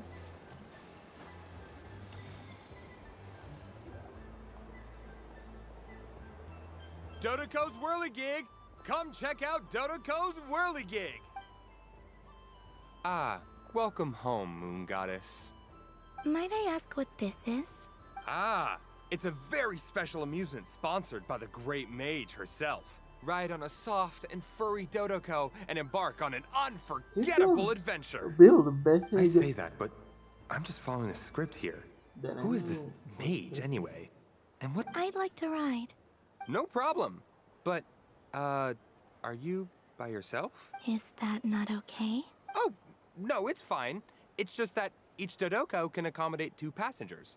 Would you like to bring a friend along? My friends. That should do it. Now, we just need to get everyone else to draw something on it too. But we gotta keep it a secret from Columbina. Traveler, Yes? I want to go on that ride. Will you join me? Sure. Let's go then. 1 moment. Don't worry. Paimon will do the rounds. You go have fun. Let's go. All right. I think we have to wait in line over there. Please take your seats. For safety reasons, you mustn't try to leave the ride before it comes to a complete stop. All right, you're all set. I wish you both a wonderful journey.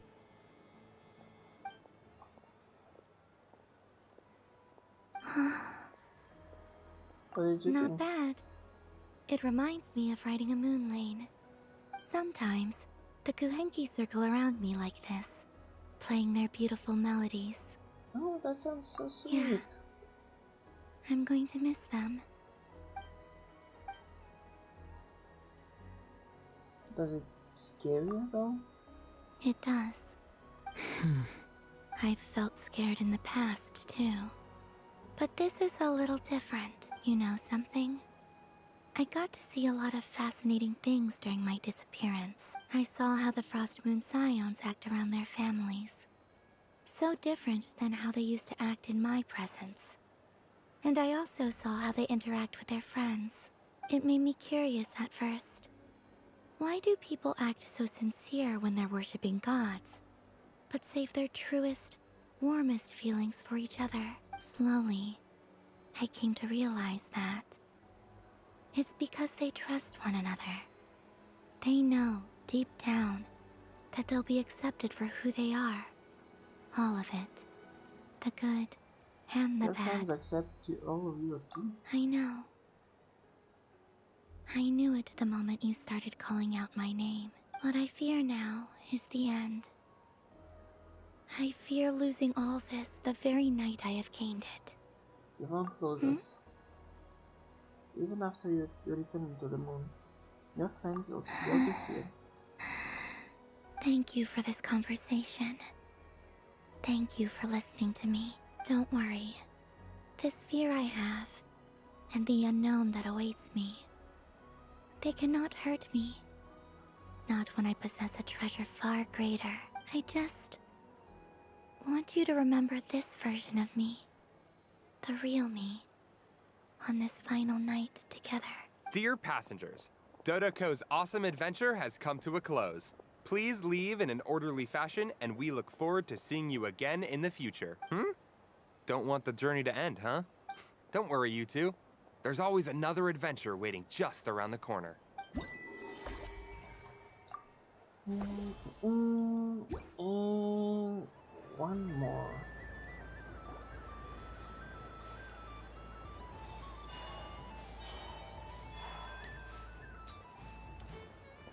I think it's that.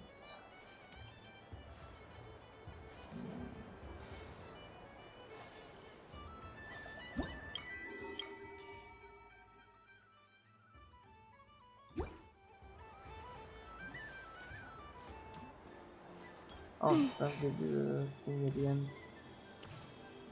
Yep. I wish for a never-ending supply of laka berries. What a humble wish. Probably written by a child.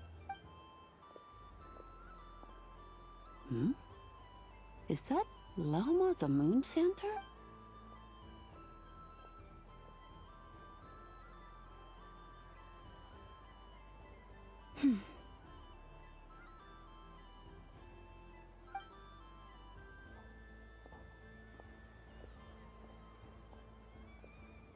I wish that the long plume ibises would stop biting me. Oh dear, poor Lauma. All right, I'll write that one down for you. I got it. While everyone else is celebrating Moon Prayer Night, you're as busy as ever. I don't mind. It's rewarding work. A good kind of busy. My antlers are at their heaviest tonight, and the Kuvaki waves are especially strong. But as I help these dear friends hang their wishes up, I feel a great peace within myself that is hard to describe. You see, they're all such beautiful wishes, and they are ones that we can fulfill by our own strength. Do you blame me, Lama? I want to hear your honest answer. It is by the help of so many people that I can return to the moon. but I feel as though I've hardly done anything in return. You've done plenty, Columbina. I say this in earnest, both as someone who knows your history, and also as a friend who has seen what you've been through. What about as a moon chanter? I feel proud to honor our moon goddess's wish, and I'm sure any moon chanter in history would have felt the same way. Thank you for your kind words, Lauma. But... since you asked for my honesty, I won't lie to you. My feelings are mixed right now. Besides pride, I also feel, I suppose it's a reluctance to let go. Once you return to the moon, we will be far apart and separated by a false sky. I'm sure those of us left behind will gaze up at that sky, yearning for the moon once in a while, just as you used to do. I will miss you, Lauma. I will miss you all. I hope to stay in touch. I will try and find some way to send messages down from the moon. Perhaps you could use Kuvaki. I've heard Yehoda say that signals can be sent using long and short waves, or strong and weak lights. That sounds a little complicated. What if we forget what the signals mean? We could prepare a codebook beforehand, but... You're right. It wouldn't really suit you. Still, whatever happens, I believe that you will find your own unique way of communicating with us. And now that I think about that, my heart feels lighter. Because you trust in me? Yes. I have faith in you, and in the power of truth. In my experience, the truth tends to be difficult. But that's what makes it stand out from what is false. So I'm confident that your thoughts and your love will shine through the curtain of lies. We will know it when we see it. Thank you. Now, could you help me hang up my wish? Is this? I wish that all who dwell in this moonlit world can find a place to belong. And I wish that I shall one day see my friends again. It's 2 wishes. I hope that's not too greedy of me. Not at all. And I think you speak for us all with the second one.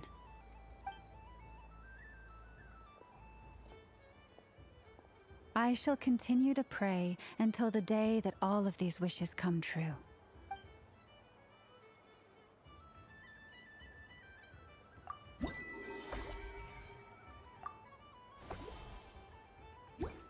Well, I guess it's time to pack it up.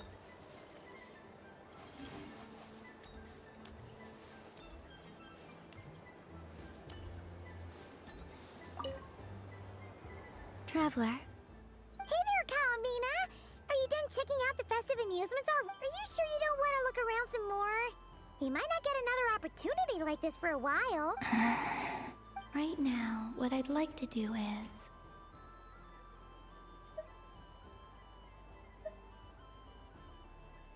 Would you like some of that candy? Oh! Candy for us? Thanks a bunch, Columbina! Don't mind if we do! Whoa! This one's intense! But it's so tasty! What about you, Traveler? How does yours taste? Like smetana, I think. A very known flavor. Oh, sounds good! I'm drooling now! Are there any more smetana candies in the box? Yes, I believe so. Okay, gotcha! Let's see... Have you tried any of them yourself? Silently pick out 3 smetana flavored fingers. Sure! This one, and... Yep, this one looks right too. Okay, that's 3. Here we go. 1 per person. All together then. It's so sweet.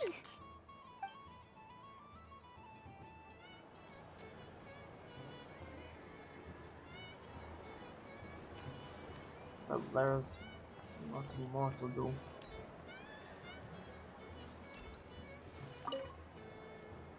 Traveler. Columbina! Finished with the festival already? Okay. Nope.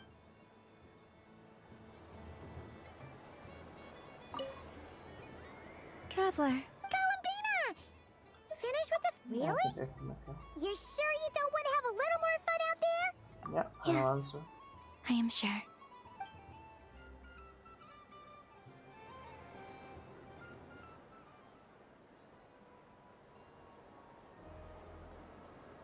This was the most fun I've ever had on a moon prayer night. Everywhere I went, people were saying, "Welcome home." And there were friends at every turn. I only wish it could last longer than one night. Oh. Your friends will always be here. Yes, you're right. The moon prayer blossoms. Ooh, look! Look! Moon prayer night has come.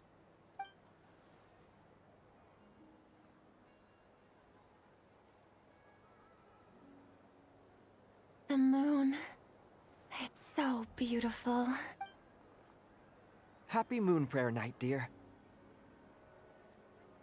Happy moon prayer night. Happy moon prayer night.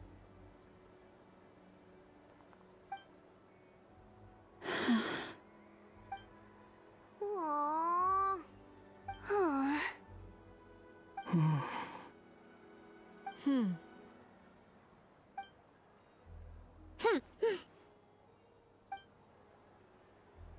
Time flies when you're having fun.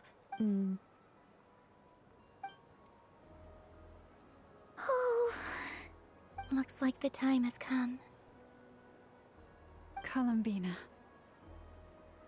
You're heading off then? Yes, to the ruins you mentioned. And from there, back home to the moon. Wait! I know? At least... Take one of our craft shop's crumb cookies up to the moon with you. You know, for a snack. Sure, why not? The Curatorium of Secrets believes in proper farewells. No story should be left without a satisfactory endnote. Never. Farewells are an important affair for the Ratniki, too. We never know when we might meet again. Haha! And here I thought grand farewells wouldn't suit tonight's mood. But I suppose friendly passion is not to be stopped, eh?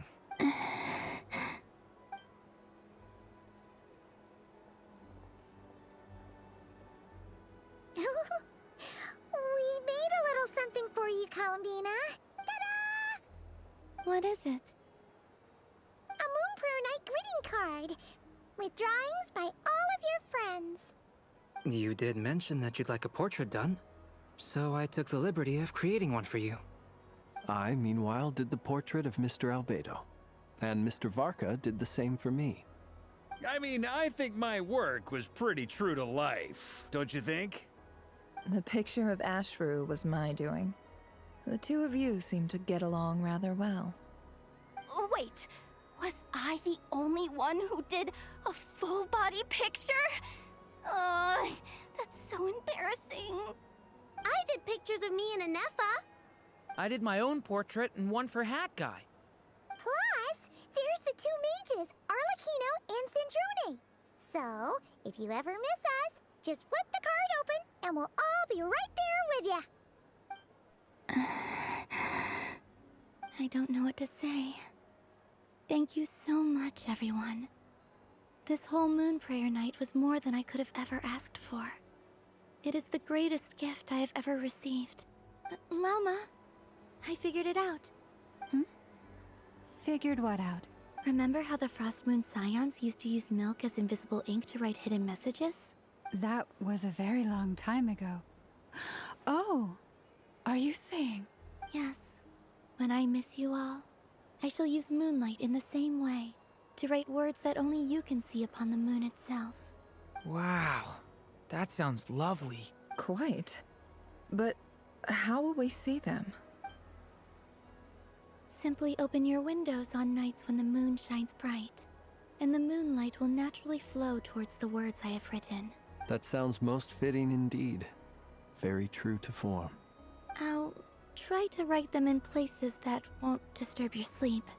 I, for one, would sleep all the better for having read one of your messages before settling down for the night. Exactly! So don't worry about disturbing anyone's sleep. Just promise you'll write to let us know you're okay, alright? All right. I promise. No. Well, I guess it's time then. In that case, Columbina. I'm ready. Oh, let's go. Very well. Let's go.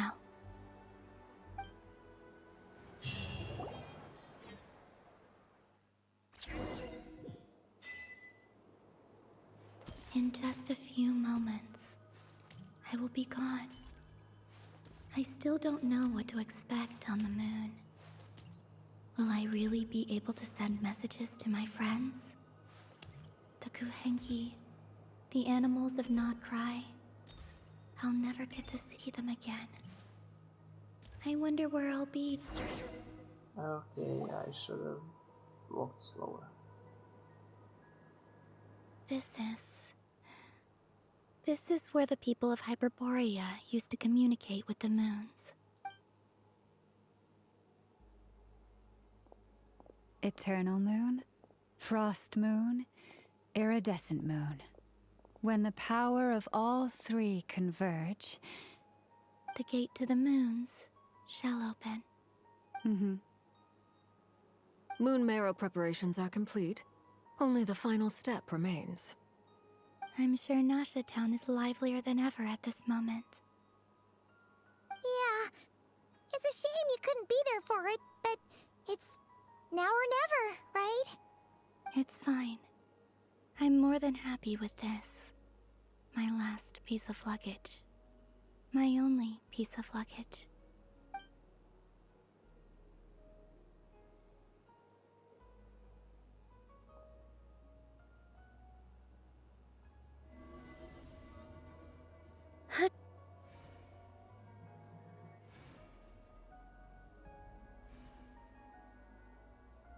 I can already feel the moon calling to me.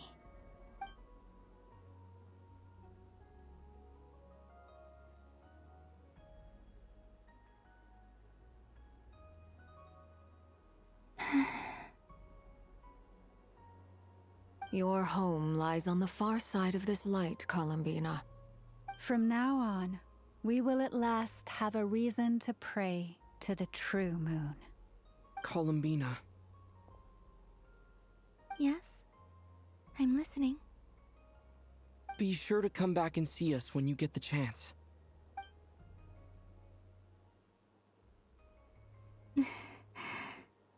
Of course. But if that chance doesn't come, then remember that you have friends on this planet. People who will miss Columbina. Yes, I will. Thank you for everything you've done for me. And remember, come night or day, the moonlight shall always connect us. Well then, farewell, my friends.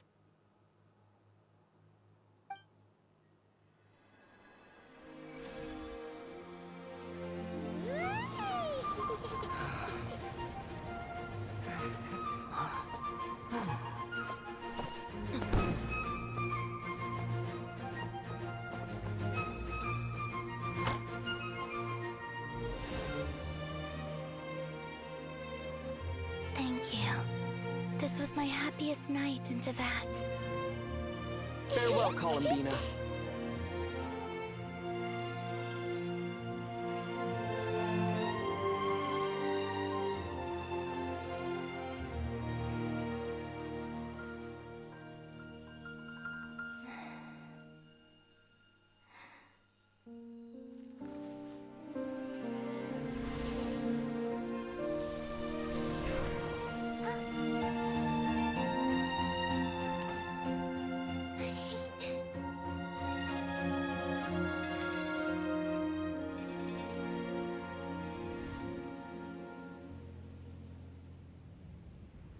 The moon really is closer than ever tonight.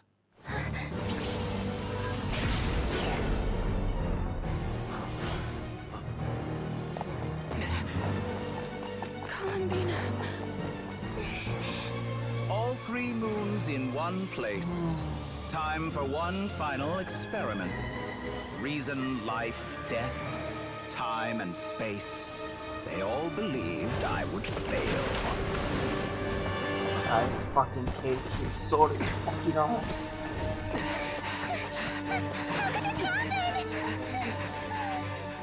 But Tevat's primordial power never did belong to the throne of heaven. And now, they are mine.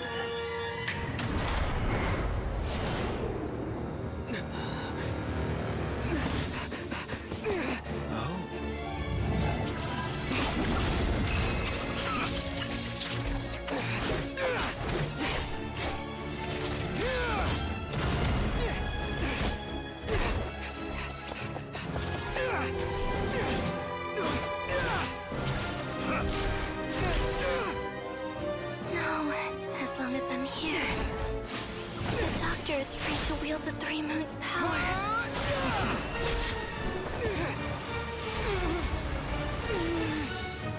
It's the only way.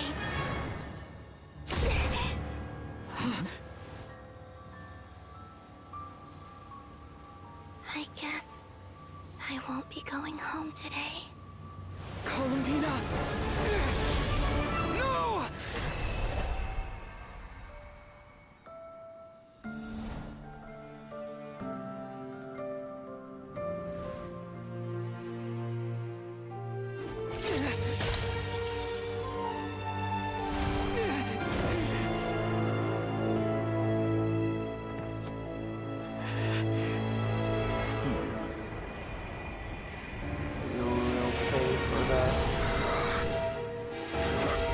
Stubborn world, do not try to control me.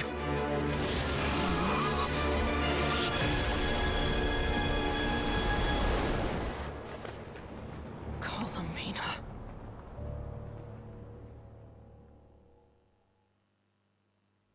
You will pay for that, Doctor.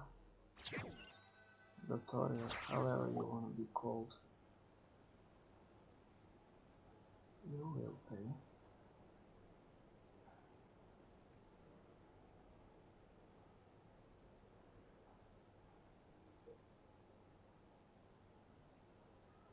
Are you all right? Do your wounds still hurt? I had someone prepare a little medicine that could prove effective. Take it if you need to. Thanks for that. In that case, let me relate the contents of the call we made to Alice after the incident occurred. That Dottore is a crafty one. He distracted the Hexenzirkel by creating a huge fuss at Tevat's borders. I'd assumed that the cause was an abyssal intrusion from the outside world, which in fairness is a rather common occurrence. But after learning that you managed to influence the phantoms in Nordcry, I realized that perhaps this interference could have come from within Tevat instead.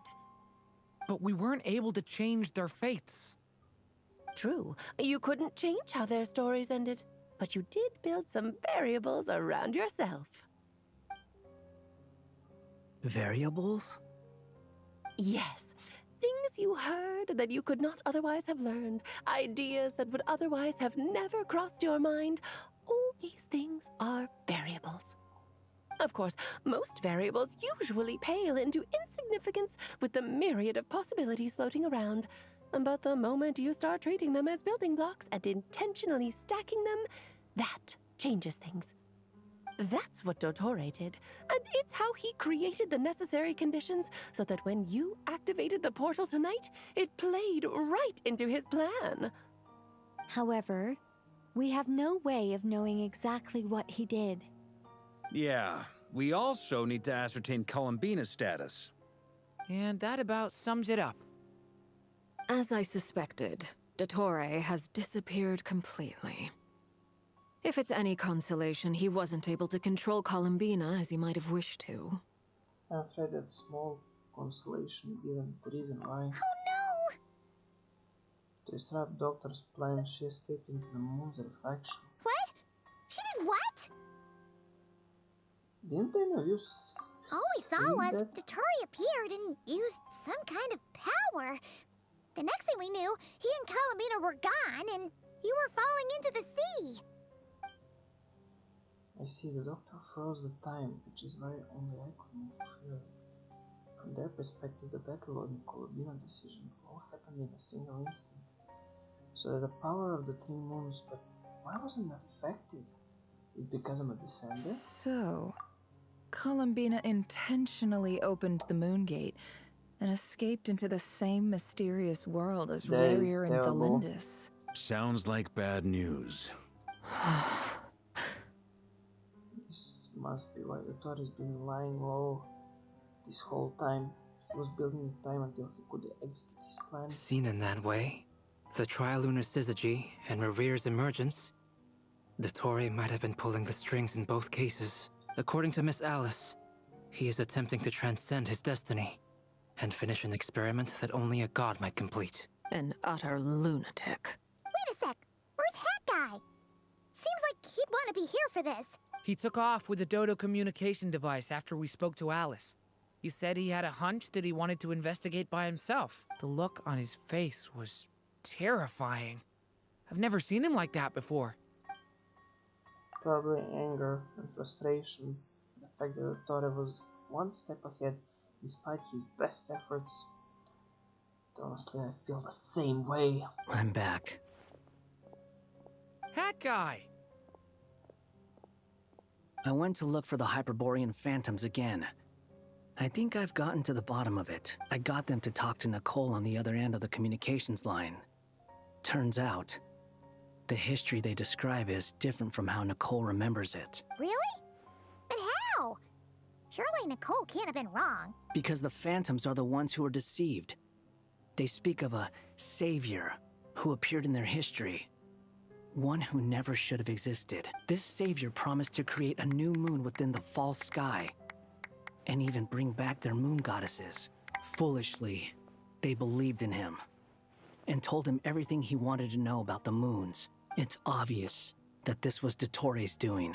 Now you mention it, the first time we entered the Hyperborean ruins, we heard the phantoms discussing their history, and I remember Nicole commenting that something sounded a little strange. But Dottore shouldn't have been able to get in there in the first place. He didn't. Nicole said that this was an anomalous state triggered by disruptions in the causal connections between phantoms from the same era. The variables that Dottore put in place were substantial enough that they even affected phantoms that he never met. So it's not that their memories were unclear.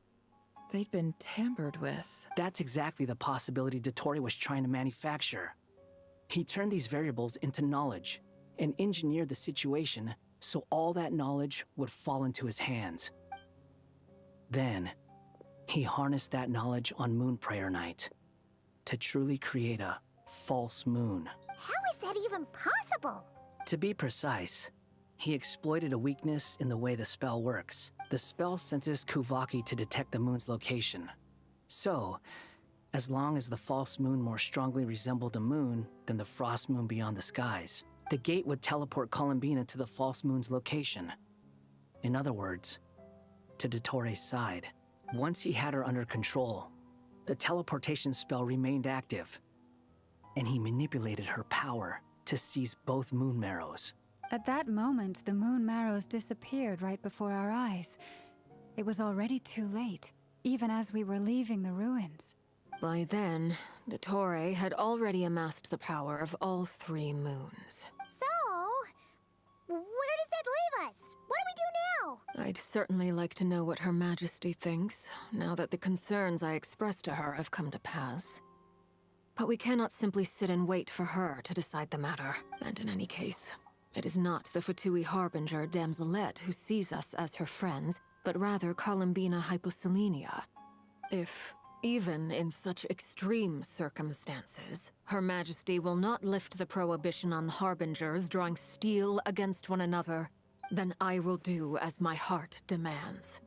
I will fight as Peruware instead. Oh, Arlecchino!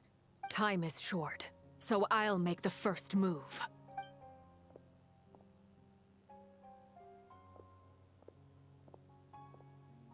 Whew. Even Arlecchino seems to be losing her cool Okay, I'm on Arlecchino's side now.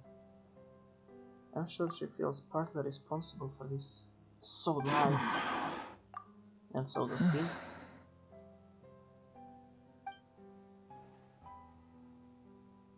All right. Lose those dejected looks for a moment and let me get a word in. It looks bad, I won't lie. Very bad, in fact. So Dotori's pulled some real dirty tricks to gain the upper hand. For now. And yeah, it's to the point where even the mages say that his variables have affected destiny. I'm not so sure, though. Many have told me that Tevat's destiny is fixed. And that does appear to be the case. Well, what makes Dotori so sure he'll be the exception? And since he was able to stack these variables up, who's to say we can't do the same? You of all people should not be discouraged, traveler from afar. This isn't over yet. Still, I can't help but blame And you're myself. not alone in that. Everyone here does, whether they've spoken thus far or not. But none of us are the type to sit back and wait for the sun to shine again. That's exactly how a knight should roll. If they knock you down, you get back up and get back in it. Don't forget, Honorary Knight, you're a legitimate member of Mondstadt too. Mark is right. This is far from over. Dotori's already way overdue a butt kicking given his past shenanigans. And after this, he's earned himself a double dose. That's what I'm talking about. How's everyone else feeling? I'll use Kuvaki to investigate Columbina's whereabouts. I am not ready to give up either. Leave the intel gathering to me. Whatever happens within Nodcry's borders, when the Curatorium of Secrets wants to be in the know, we always find a way. Aino and I will do all we can to support you. We will attempt to reverse engineer Dotori's actions and seek a breakthrough that way. Alice and Nicole are busy dealing with an emergency at Tevat's borders, so they can't return just yet. But they're both very angry about this. They've asked Albedo and me to act on the Hexenzirkel's behalf and do everything in our power to fight back against Dotori. Are you ready then? We're going to have to conduct a lot of research, even in the early stages. I'll do my best. As for me, I'm pretty familiar with Dotori's way of doing things, so I can try to predict his next move. I'll help with your investigation. Nice! Looks like we have our basic division of labor.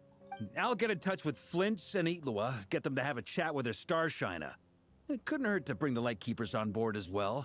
At the same time, I'll pass on instructions to the Knights present in Nodcry to assist the Lightkeepers and other organizations in ensuring the safety of those living here.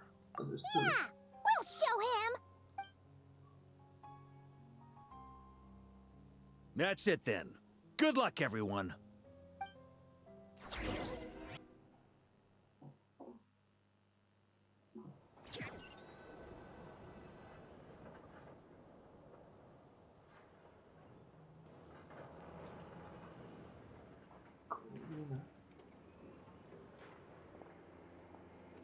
I never thought that Columbina would become my real name.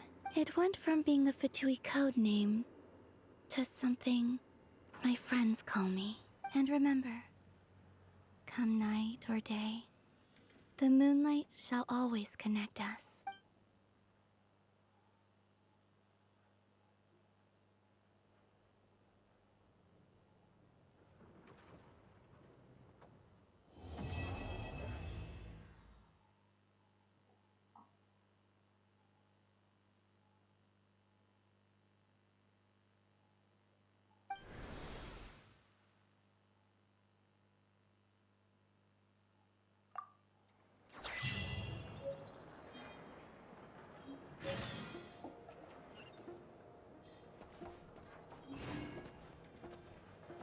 Okay, we'll see what's with that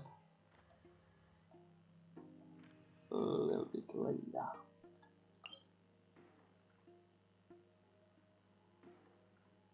Yeah, because I'm an idiot. I haven't played at all. Oh, nice. I want to complete this within next month. Wait a minute. Sure.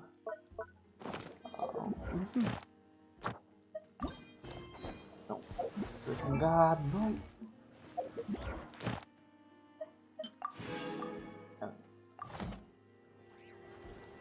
Well, that's gonna be all for today. I'll probably do a short stream tomorrow with different names. So see you then, bye.